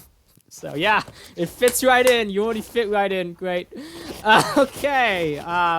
Now for that dirty 20. You notice among the kobold that it has one light crossbow and one mining flail. It probably stole from a dwarf. mining flare. Mining flare and crossbow. So for this flare, it looks a bit like a firecracker. There's a candleish device attached to a cord. You're supposed to use a tinderbox or maybe some flint to spark fire at the end of the cord, and then it will shoot up to the top, and then it will like try to launch like a rocket and then explode in the air. Now that works better in open air mines, but this mine tends to either be closed some parts and open at other parts. So you'll have to see if and when it will ever be useful.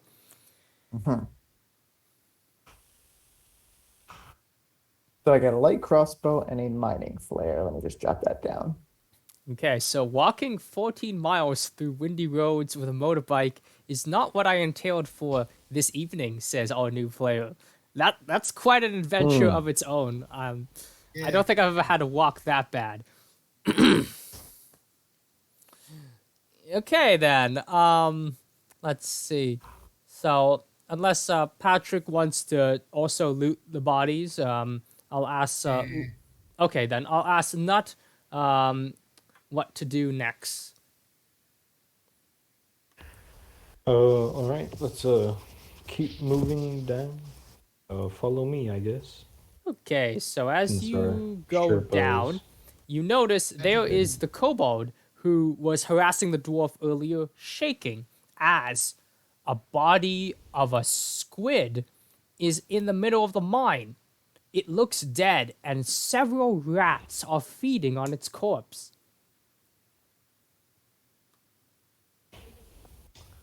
Detect magic should still be going. Do I see anything?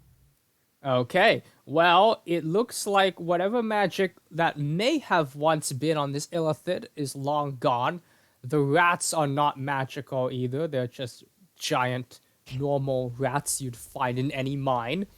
And the kobold seems to have pissed itself, but that's not magic. That's just fizzy piss from drinking too much mine gas. All right.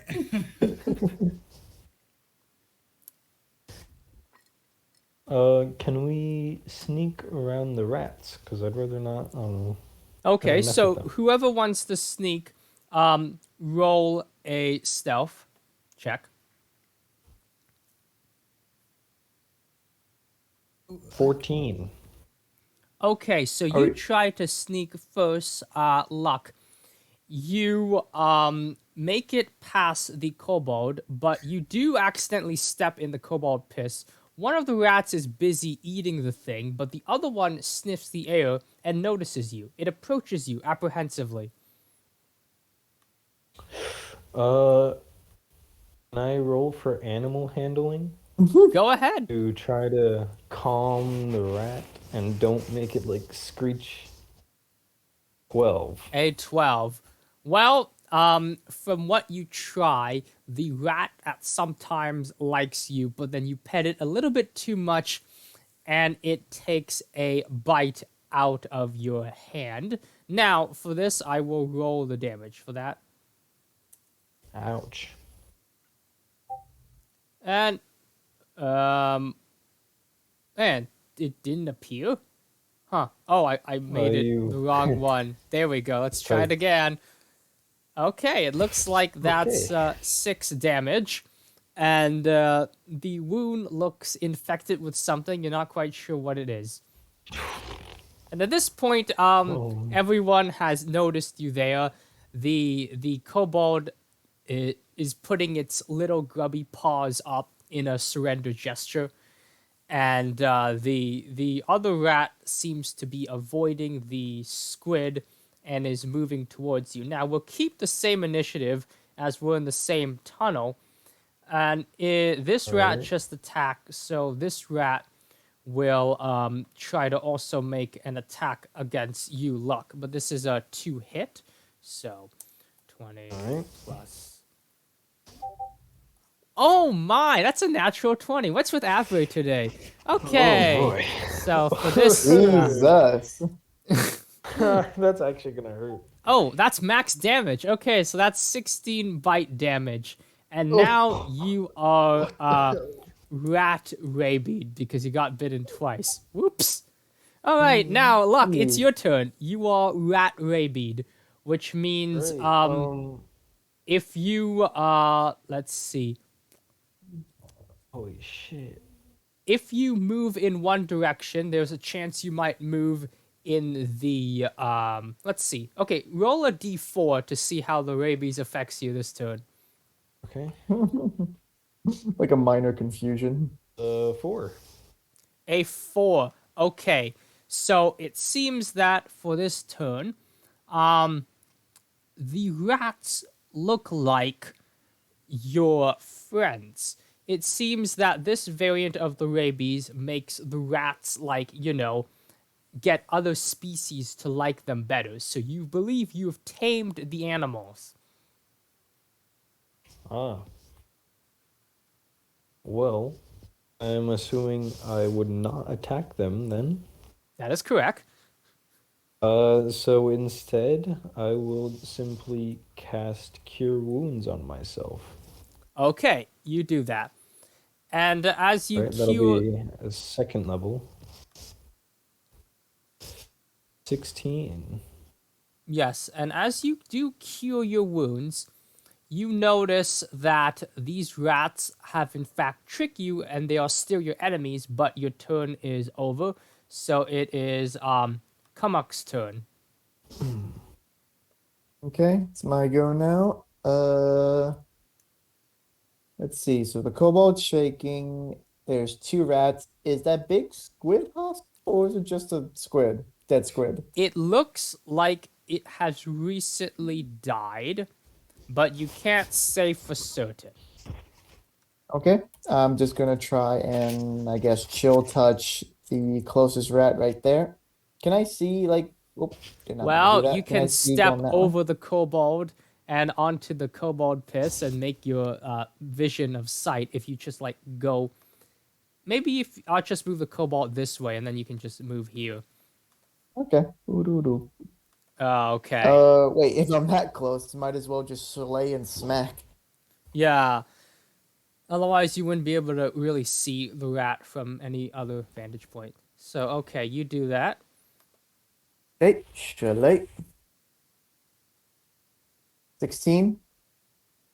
16 does hit. Okay. Smack. 9 damage. Okay, so for 9 damage, the rat takes quite a beating, and a few of the pustules on its body begin to leak. Yeah. Good thing you're touching it with a stick and not your bare hands.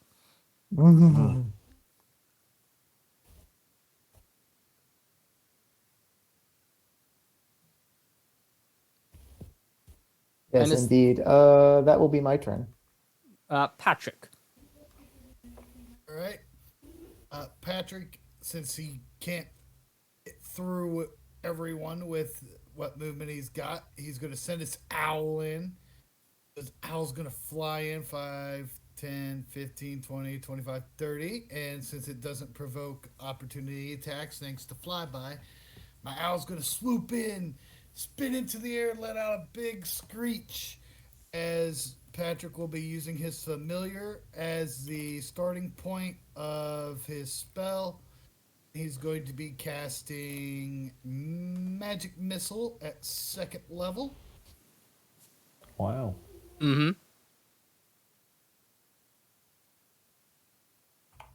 So each dart is going to do 4 damage. So the first dart's going to hit the rat that's already been hit. And it dies.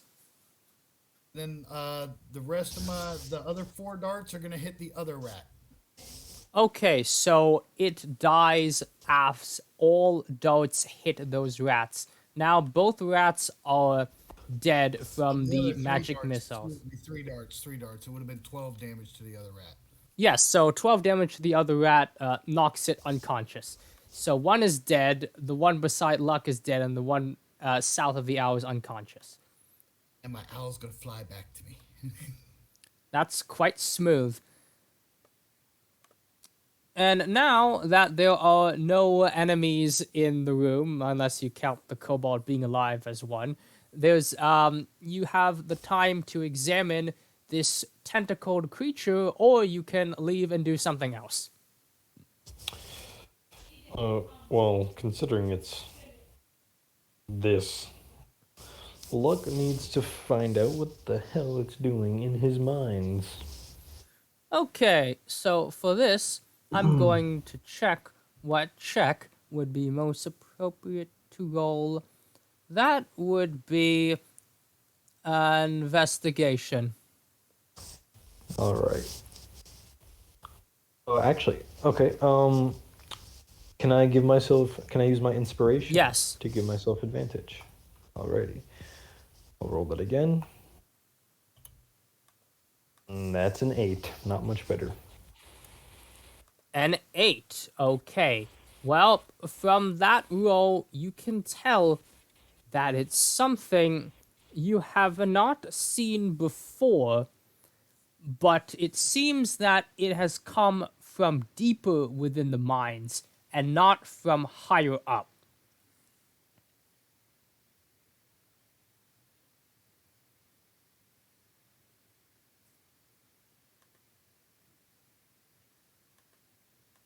All right. Is there any like buckets of water or anything sitting around? There are several buckets, and one second. There are several buckets. Some of them are filled with various coal or rocks that were mined around. Now, for water, you do have your water skin. And I'm going to get my pizza that's ready in the oven. I'll be back in 1 minute. Okay. Patrick actually doesn't have a water skin. Oh, wow. Yeah, I took the sage equipment, so I don't have a water skin. Does anyone have a water skin I could borrow? I do. Yes, could I see that for a moment? Yeah, sure. Why not? All right. When the DM gets back, I'm gonna pull a slick move since the kobold's still alive, but he was Wait. technically helping kill dwarves. Why don't you just use the kobold's piss? Oh. Ew, that's it is shaped water, but I mean if we're gonna interpret bodily fluids as counting, I mean shit, I could use blood then. True. Oh my god. What the hell was that? What? That, the- that would just start Where being really is weird. if the Patrick was- photo paper? The photo stuff. Huh? Ooh, this. Photos. Okay, I've got my pizza, and what are you doing, Patrick? All right. I believe it was Luck. Was it Luck that let me borrow his water skin? Or was it Kumuk? Good luck. All right. But Luck let me borrow his water skin. So, excuse me, Kumuk. I need some room. Very well. Go ahead. Enjoy your cadaver escapades. You're standing in his way. Oh, Excuse me. I gotta get back to the table. Plop, boop, boop, boop. Okay. Patrick, since the kobold's still alive, but it was technically helping kill dwarves and whatnot, and it's got its hands out and surrender, Patrick's going to be who taught your hands? What hands? Your hands, kobold, hold them out. Oh, okay, yeah, I'm holding them. Right? Patrick's going to pump the water out of the water skin, and he's going to use shape water to make the water move about his wrists and his ankles in the form of handcuffs and shackles, and then he's going to freeze it in place. Heep! He's basically putting the kobold under arrest with ice cuffs. Okay. And for you, we're going to leave you right here until Lord Luck's police managed to take care of you. Oh, thank you, Master, for Yes, that sparing would me. be. And I'll give Luck his water skin back that's now empty.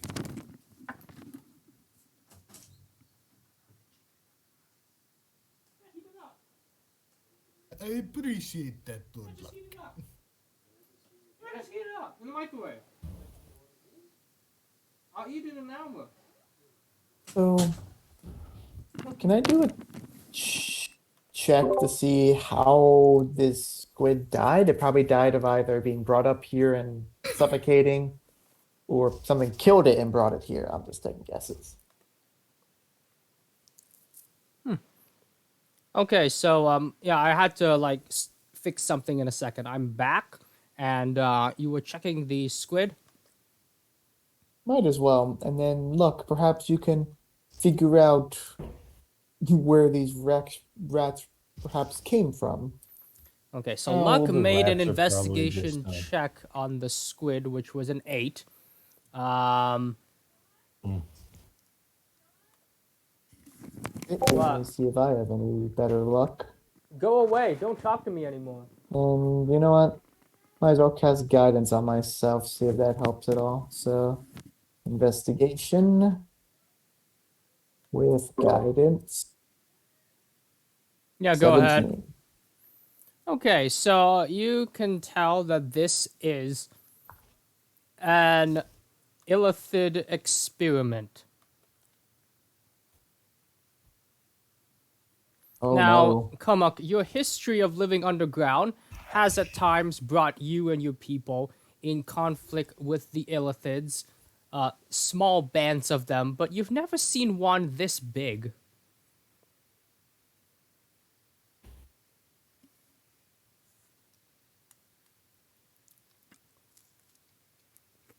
Trying to think of a plant curse word.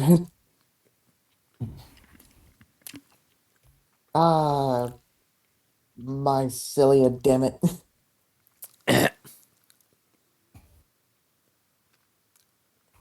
Oh, look, my friend, you have a problem. Yes, I see that. I have a giant squid octopus thing in my basement. Yes, that is what it appears to be. But upon further investigation, I have found that this thing is in fact an illithid experimental creature. And with that news, Patrick is going to make his way over to the illithid creature, and he's going to get himself a sample. And you get that, so you can add an illithid sample to your inventory. Yeah, it seems the bulbous head portion is harder to excavate, as it is either too hard or it like gloops away and dissolves, but you can pry a tentacle out. So you get an illithid tentacle. All right. I need a dagger to help with that. I do have a I do have a small knife. I assume since I'm a druid, I can't use metal weapons, so I assume that's like some sort of like obsidian knife.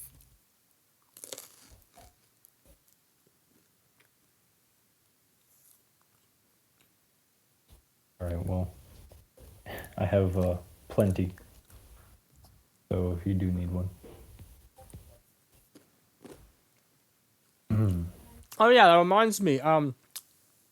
Luck, you are still rat rabied, and the infection is Yes, I was on wondering. you. Okay. So the cure wounds did not fix that, huh? No, it did not, but there seems to be no side effects you can see at the moment. Okay. Well, since there aren't any side effects for now, we will just deal with that, I guess. Yes, perhaps when we get to the next Anything level, we special about can. the rats? Hmm?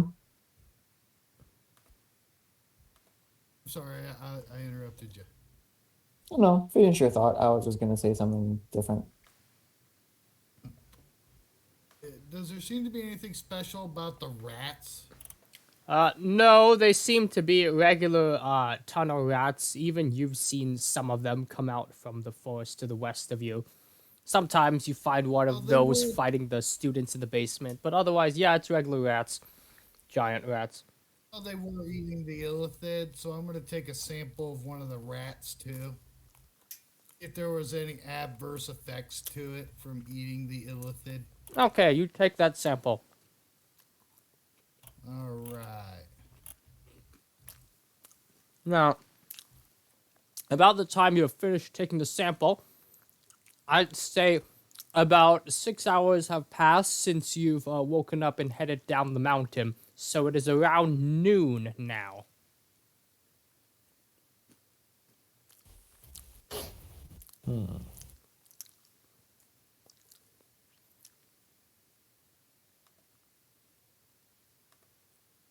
We should. Let's see. Now, Luck, what is the next move? I'd say that we should keep moving on. We've analyzed this illithid. Now we should go see where it comes from. Yes. Oh, yes, and the unseen servant, you said it lasts for 10 minutes, correct?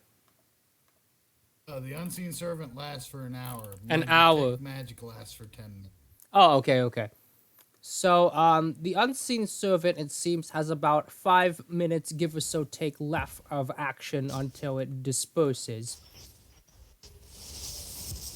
Oh, 5 minutes left. All right, Patrick will start ritual casting as the unseen servant hands him the helmet and the berries back as we continue on. Okay.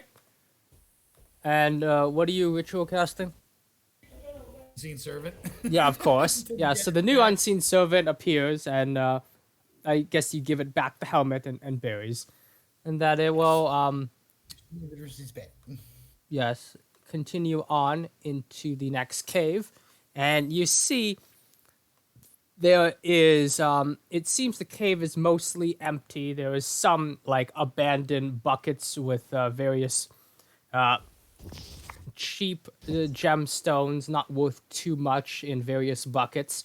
But as the light does shine, you hear growls from the north and yelps from the south. And shouts from the south as well.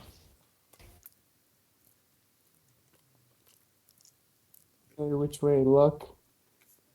Which way do you want to investigate first? We've got yelps and we've got cries.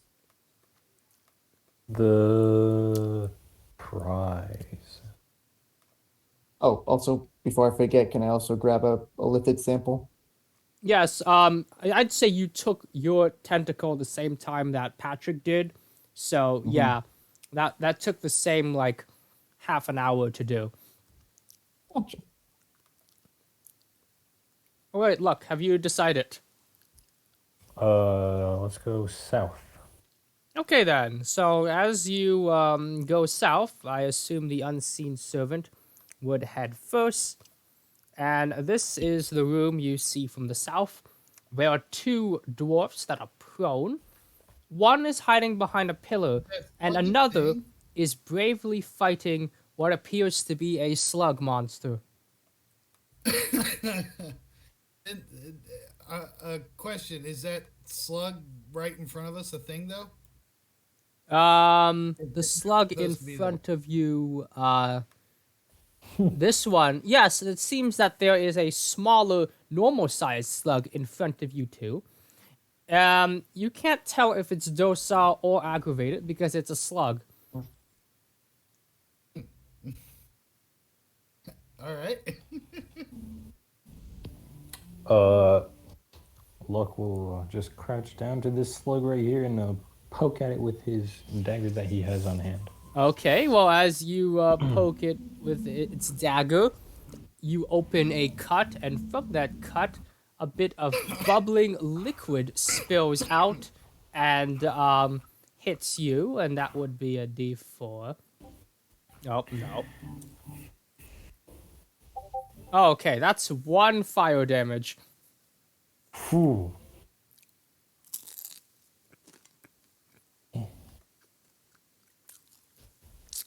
It I seems the recoil rabies back. is still having an effect that you're acting weird towards animals. Or maybe that's just your character trait. But yeah.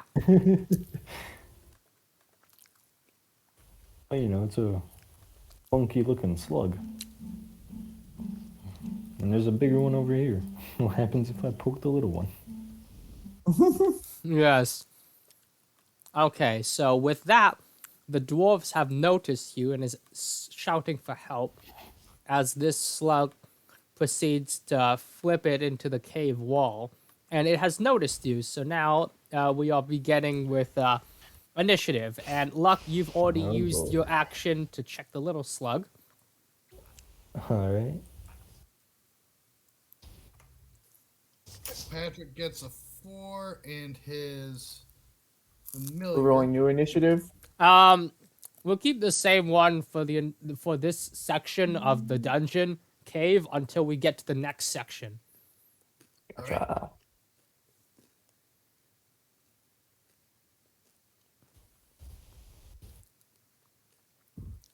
Okay, Luck, so your turn's over. Yeah.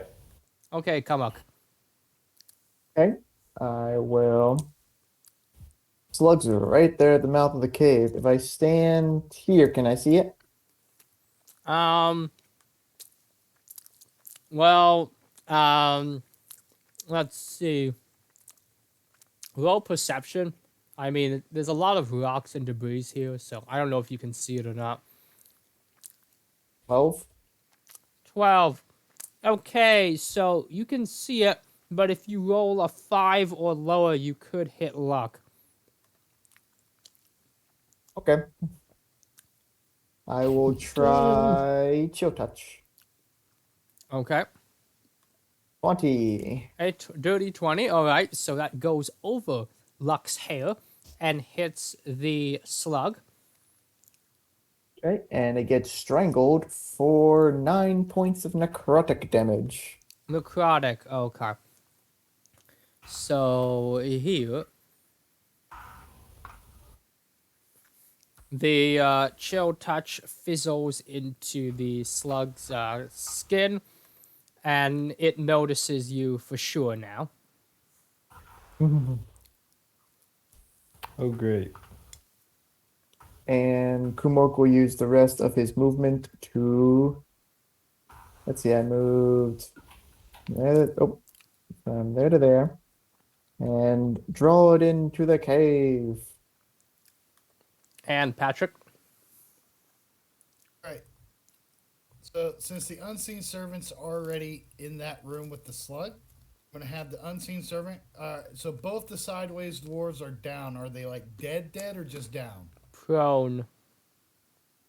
Oh, they're just prone, so they're not down. Um. Okay. Well, since nobody's down, bu- bu- bu- bu- just gonna have my unseen servant like chill over here Okay. for the time being, just in case if it needs to get to anybody. Yeah, it could still get to him if it needed to. All right. So unseen servants there.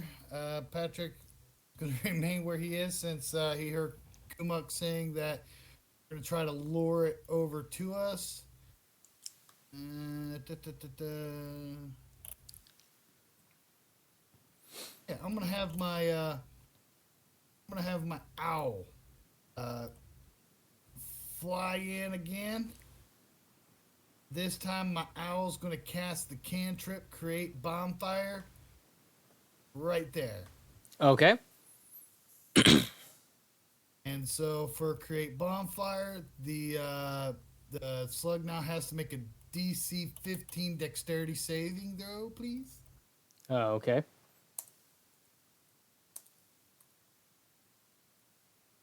That is a 5. So he is going to take all that. Ooh, Not bad. 14 fire damage. Okay, so as it takes that fire damage, it is resistant to fire as its bubbly skin soothes itself onto the fire, and you notice some of it turns into a semi shell on the sides of it, and that would Okay. be 14 to 7. So that's. All right, 14 down to 7. But the bonfire will remain as I maintain concentration on it if it ends its turn in that same spot, and then my owl's gonna fly right back to me through the tunnel. Okay. I believe my So I'll owl just has leave me. the bonfire there. Now, Yeah, yeah, the slug will make its movement. Let's see. One, and then, ugh, two. And I should just reveal this. And it will make a slam on Luck. Now, Luck, you get pushed back one square and make a acrobatics check to not get prone as you are pushed.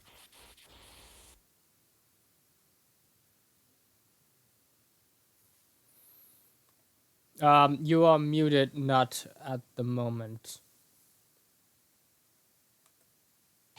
Okay, your 15. acrobatics was 13, so that is enough to not get you prone.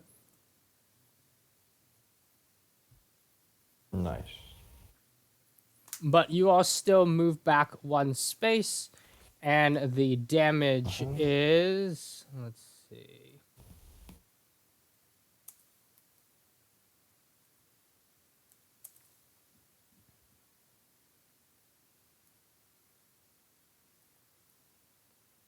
That is a 4 bludgeoning. And then the slug ends its turn, and the prone dwarfs will get up and run. One of them will run this direction, and this one will go around the bonfire and try to get this guy out of the wall. Now it is Luck's turn. Alright. I will cast a guiding bolt at second level at the big slug right here. Mm-hmm. And that will be 15 to hit. 15 to hit. Does hit. Nice. And 16 radiant damage. Yeah, okay. And as the light hits it, it loses some more steam as more of its body evaporates. Alright. Um, I will give Kumako Bardic Inspiration die. Hooray. Kamuk's turn.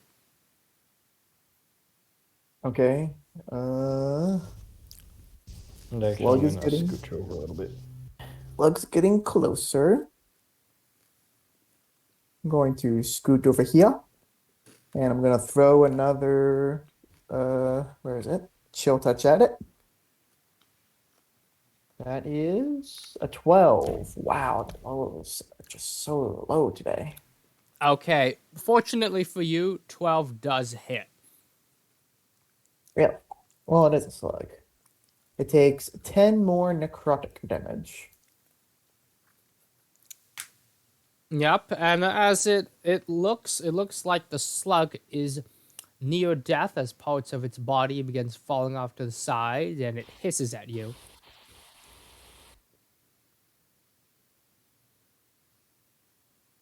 You do not scare me, you bulbous creature. You may be a natural one of the ecosystem, but currently You're in our way, so you must be dropped for the glory of the Bard Land.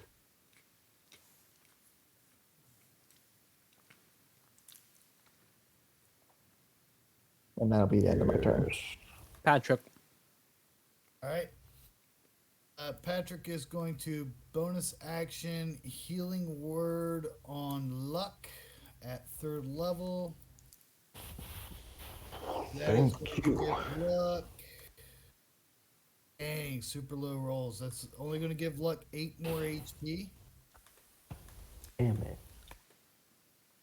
And then primary action, Patrick is going to cast Create Bonfire again. Okay, does that make your previous bonfire disappear? Yes. Okay. So shifting location there. And give me a DC 15 Dexterity saving throw again. Okay, so that would be. Oh, it got a 16 this time. Huh. Oh, it doesn't take any damage then. Yeah, and that's a natural 22. Huh. Wow, I'm rolling really well today for these mooks. You just know as soon as a big boss fight comes around, you're not going to be able to roll anything like above like a 7. Yeah. Okay, so it takes no damage from that. And that's the end of Patrick's turn. Okay, so now this slug will inch its way through the tunnel. And does anything happen to it as it leaves the bonfire? No, it has to end its turn in the bonfire. Okay. So it is here, and it will make a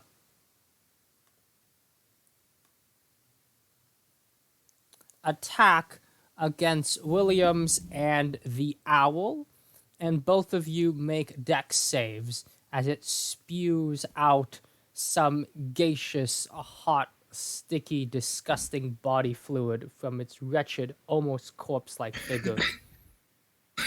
Oh man, the one thing I'm bad at.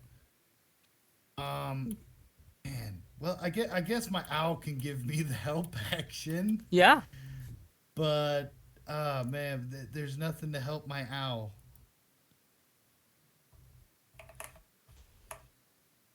All right, so I get a 16. Mm-hmm. And what is my? All right, so my owl has a +1 to Dex. All right, owl. It's time to see what you can do.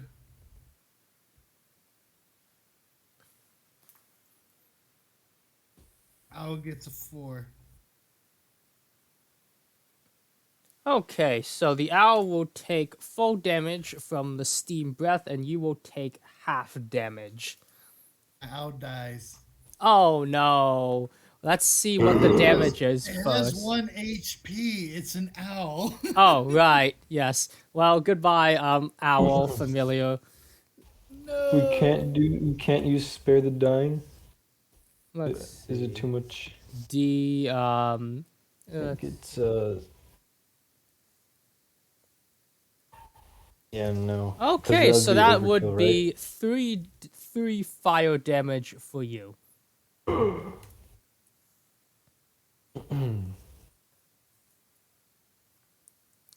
And that is the end of its turn. And it is Luck's turn. DM has finally had enough of my owl shenanigans. No, Ah, it's terrible. The owl has died. Alright, see what I can do.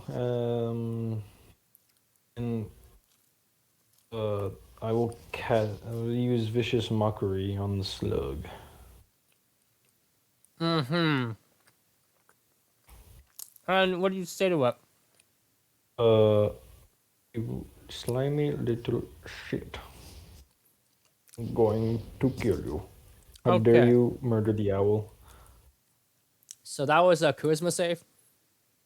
Wisdom save. Wisdom save, okay. Oh, so that would be a straight... It got 18 wisdom.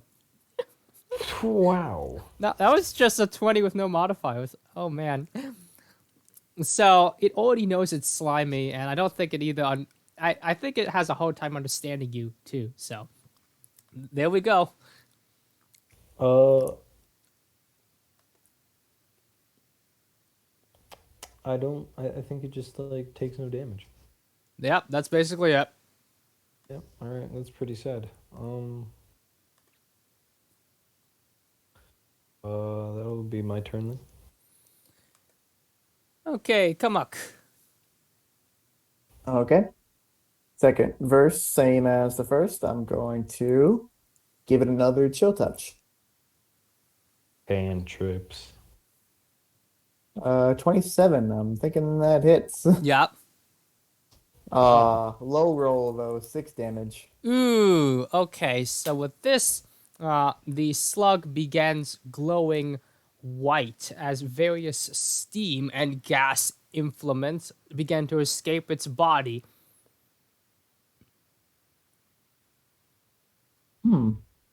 I suggest backing away. I feel there was about to be a burst of hot air.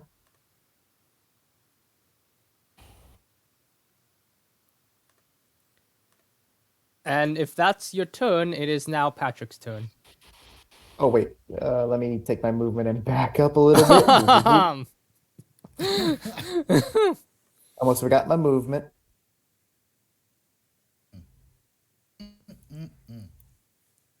Owl is gone. Owl is gone. Yeah. It's painful. It is. It's so terrible, so terrible. This hurts my soul. Well, don't. As Kumuk started running back, that makes Patrick think it's about to explode or something. I don't want to finish it off with Luck still standing right next to the thing. So No, I Patrick agree with that statement. is going to grab Luck if Luck doesn't resist. Oh, yeah, no, Just- that's fine. Just run back with a 5 and 15. Try to pull Luck behind that corner of the rocks there while my All right. all familiar and the Goodberry it had are subject to whatever's about to happen. Okay.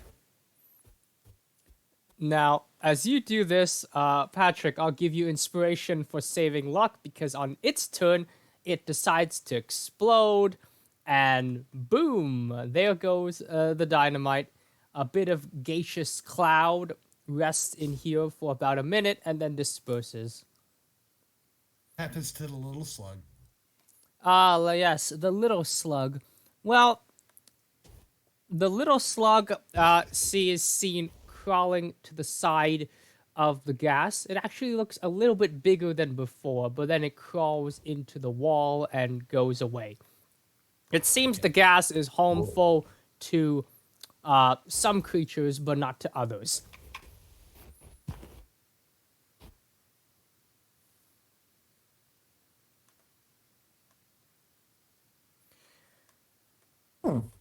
So I guess we must be careful for any more of those exploding slugs. But perhaps they could be a useful mining implement for clearing out specific chunks of rock.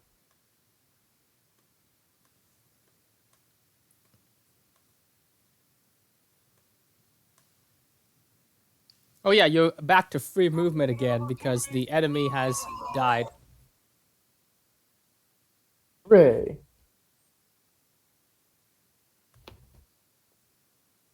Maybe I should name my house near me from now on, just for the reference.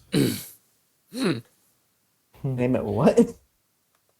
I mean, it check general chat to see the reference. Oh, Well, Luck will walk on over to the dwarf miners and ask them how they are doing. Okay, Patrick so quickly dropped concentration on Gee, that Mr. bonfire. Lizard, what should I do with Oh, yeah. if any of them are still unconscious, we can give them some good berries. yeah, so the dwarf who got pushed into the wall is fine. the dwarf that's hiding under the pillar might need therapy later.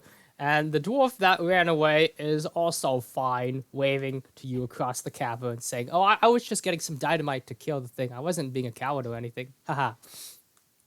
So yeah, they're all fine. And this dwarf takes a look at you and says, "Oh, it looks like you've been bitten by a rat. Well, don't worry about that."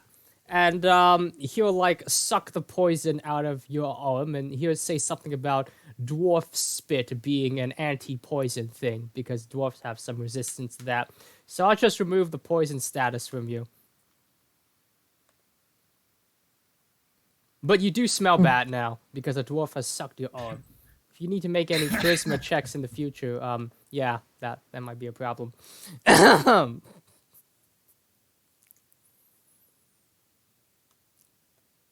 And as you are checking the dwarfs, you hear a burping sound, and a dwarf corpse comes barreling down the north path. Oh wow. Okay. Well, would Luck even see that? Because he's down here. I think Kumuk would see that because he's still close by there. Yeah. But the rest of you Freeze would and not see identify that. yourself, Walking Dead. Alright. You are not one of my citizens. Yeah? And as you hear that, this dude pokes his head out and then like goes back in. Yeah. Whoa. Which way did he go? So, He poked his head out and then went back in. oh. Look, do you have any undead citizens? Maybe.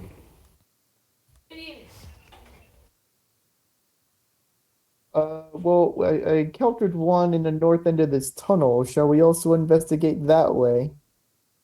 Since the slug threat has been cleared.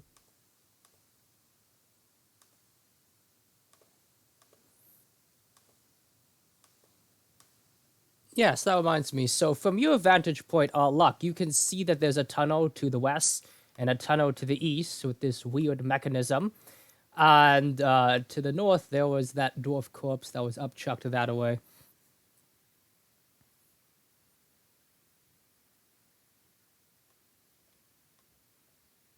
So, Luck, what Alright. have you decided to do next? Well, I'll go to this east tunnel here.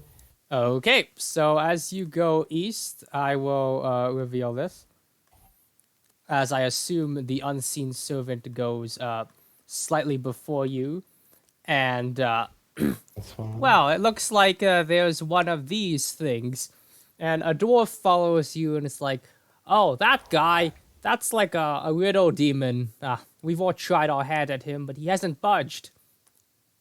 Riddle demon. Yeah. Well, as a bard, I am obligated to answer the riddle. Okay. Say you've okay. all given your try. Perhaps you can give us some hints on what his riddle is. Oh yeah, that would probably be helpful. Because it'd be Okay, quite so here's the riddle. unproductive to have a demon lurking in your mind shafts. Oh, what? These guys are harmless. If you answer the riddle, you'll feel some pain, but otherwise, you just leave them alone, says the dwarf. Feel some pain at 24 health. Now then, contestant, are you ready to answer the riddle? Sure. Okay, what do you twist onto the end of a bolt? Nut. The correct answer is D's nuts. And then you get zapped with demonic energy. But the answer is close enough, so he does move away. Okay, now I'm going to roll the damage you got from that. I feel so compelled just to beat the shit out of that demon now. You can try. Okay, so you've taken 4 psychic damage from that for answering only half damn. correctly. Psychic damage for his vicious mockery. Yeah. Wow. All right.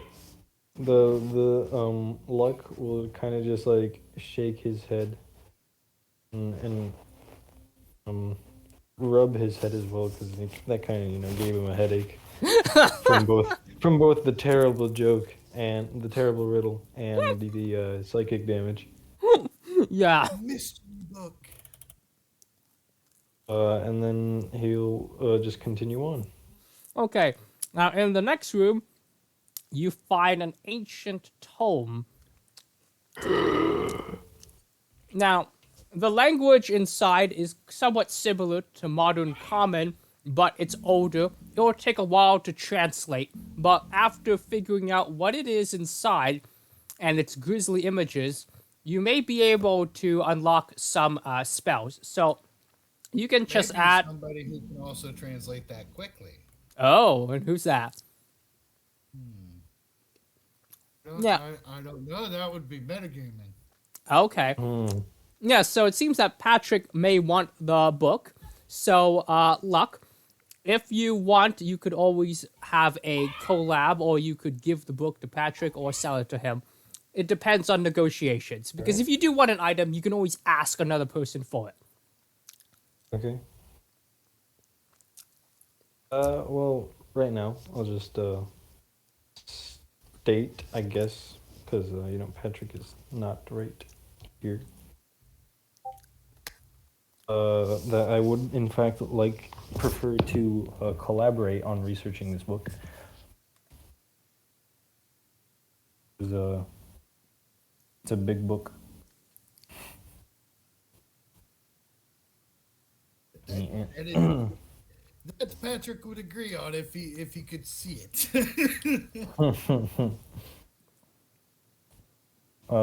Technically, he did find it in his mind, so he should be able to know. But he knows that Patrick likes he likes books, and so that all I the can just translate that. all that stuff, and yeah, he could probably help quite a bit with the translation or researching at the very least.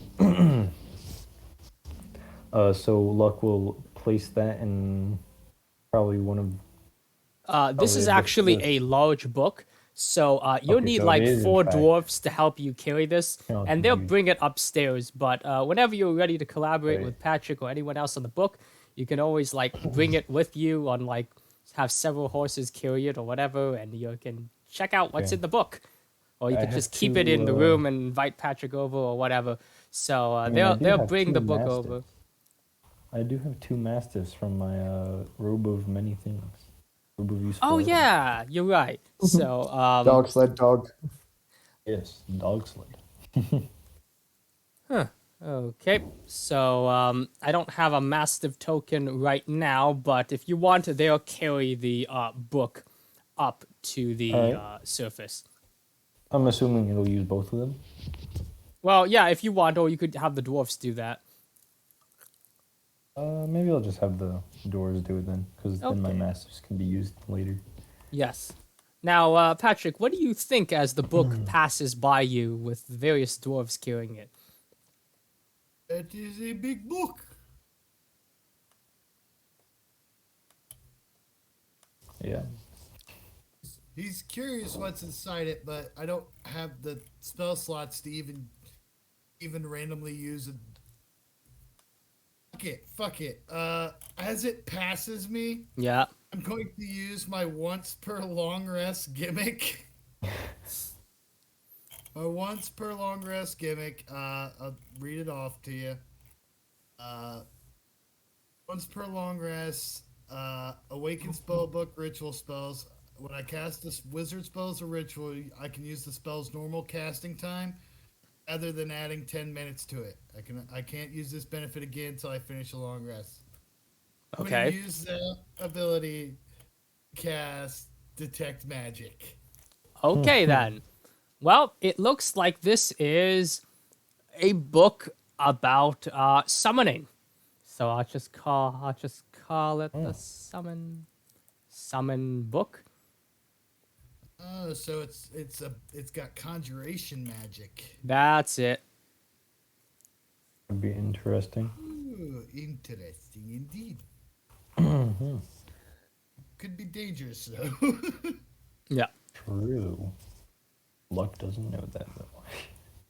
Yeah, so the dwarves carry that up, and then they'll go back down and take the corpse of this old dwarf back up too, and they'll vamoose out of there. Oh, what did you say about undead, Kumak? Oh, in this corridor here, I saw an undead wander through the door and make a noise at me. So I found that to be quite strange. So I'm guessing this is the other direction of where we heard shouting. So it warrants investigation to figure out what happened. Well, Lord Luck has been gone for a while. We should go get him before something happens, yes?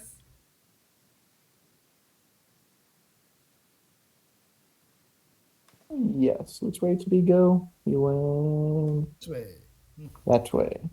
Okay, and as your comrades approach you, Luck, you notice that there is another demon thingy guarding that door, and he's like, "Oh, you already answered the question, so he'll just move aside for you." Yay, and I don't have to So take Lord Luck, psychic when damage. did you find a book with conjuration magic in it? Oh, well, it was just, right there on the floor. I just called in the doors to pick it up. Oh, interesting. If I would like to take a look at that book with you, if you don't mind, sometime. Indeed. Though I am surprised, I am interested in why you weren't surprised. I already knew what it was. Oh, well, I didn't open it or anything. I just kind of saw a giant book. Nice, and I thought to myself, that's pretty interesting looking. I might as well take it. Yes, it seems to have an aura of conjuration magic upon it. Well, that's good to know. I For just myself- advise caution on where you keep that book. Because if it is Yeah. in fact conjuration, who knows? It may just start doing stuff on its own. Yes, I'll probably keep it in one of my more secure vault areas, more secure parts of my vault. My personal one. But for now, we have still not located the princess of the people. And I would believe we Indeed. are running low on time. Who knows what nefarious deeds that evil clown is doing to her? Yeah, we should definitely keep moving. I guess this demon moved for us, so we can keep look around this room a little bit. Yes. There is nothing much of interest in this room except for a pile of old dwarven toenail clippings and shoes and various garbage and like food wrappers and old pickaxes to the right. And in this room, there it seems to be a connector that goes back to the room you used to be in. Ah, So this is the garbage room. They hate that demon so much they've just put a bunch of garbage there because nobody goes there. But yeah, okay. It's too annoying. Look, we'll just go through, and I see a dwarf there. So oh, we'll hello, just- sire. Yes, there's nothing suspicious behind this door. No, please keep going on your way.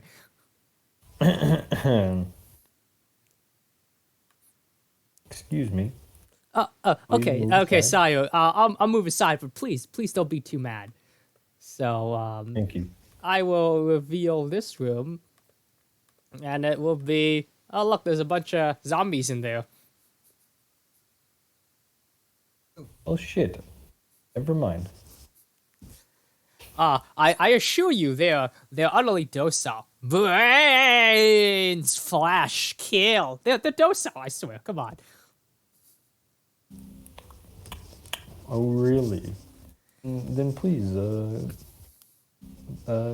say hello to them for me. Oh, yeah, sure. All right, back you, bonk, bonk. Okay, back y'all, bonk. You see, they're fine. In fact, I think zombies would be great for the productivity of a mine. And then this guy tries to like chomp on this guy's brain, but he chomps the helmet instead, and he elbows the zombie away and starts. Really? So, what exactly are they there in the first place for? Well, to be honest, I've always Why had are more they of a there? fondness for magic than hard labor. So I just thought that with all the various old dead people from old civilizations, they know this place. They could have some gumption in their guts. I think they actually want to work for us. Yeah. As far as I can tell, they've been mostly interested in consuming your gray matter. Yeah. I guess that was a stupid idea. I mean, I guess this. Like I've tried, but it hasn't really worked out too hard. But I think if I keep going at it, I can finally domesticate these zombies well enough to do like the job of 10 dwarfs. Well, Sir Williams, would you happen to have any knowledge of necromancy that may, I don't know, help in some way? Unfortunately, Calm these down. necromancy is one of those schools of magic that I tend not to dabble too much within. But Of course. I have some instances of using it in my kingdom. Whenever you try and make a undead corpse a labor force, you must have an extended trial period in order to instill instructions and coordination in them. It is a good idea, my dwarven friend, but you must test it and optimize it in a more controlled environment, not the validity of a mining operation where, should the zombies get loose, could cause much panic and havoc. Indeed. Yes, so yeah. Haha. I guess I really screwed the pooch on this one, huh? Yes, well, if you are able to, please uh, eliminate them.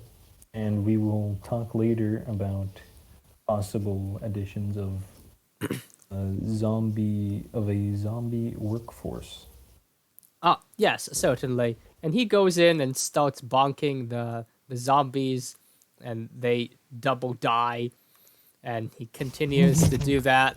And it looks like one of these guys comes up and takes a look at the zombies and then goes back in. Well, I'll just delete a bunch of these zombies that get bonked by the dwarf as he systematically bonks off all his hard labor away, trying to cheat the system. But Not so much hard labor as lazy labor. yeah. And he goes in the other tunnel and is like, okay, time to get rid of the others. And then he runs out as these two dudes like chase him. He's like, help! Help! They've gotten feral! I didn't expect them to be this muscular! I suggest we give your man a hand. Dwarvens with arcane arts are not super common. Yes, clerics are one thing, but actual necromancers, I have not found much success with them. Okay, so So let us go give him a hand. next session, this is where we'll end today's session. The next session, we'll have Alright. a new initiative. And I'll just put everyone's rankings at 0, and you can just roll it next time we get here. And I will end the streaming.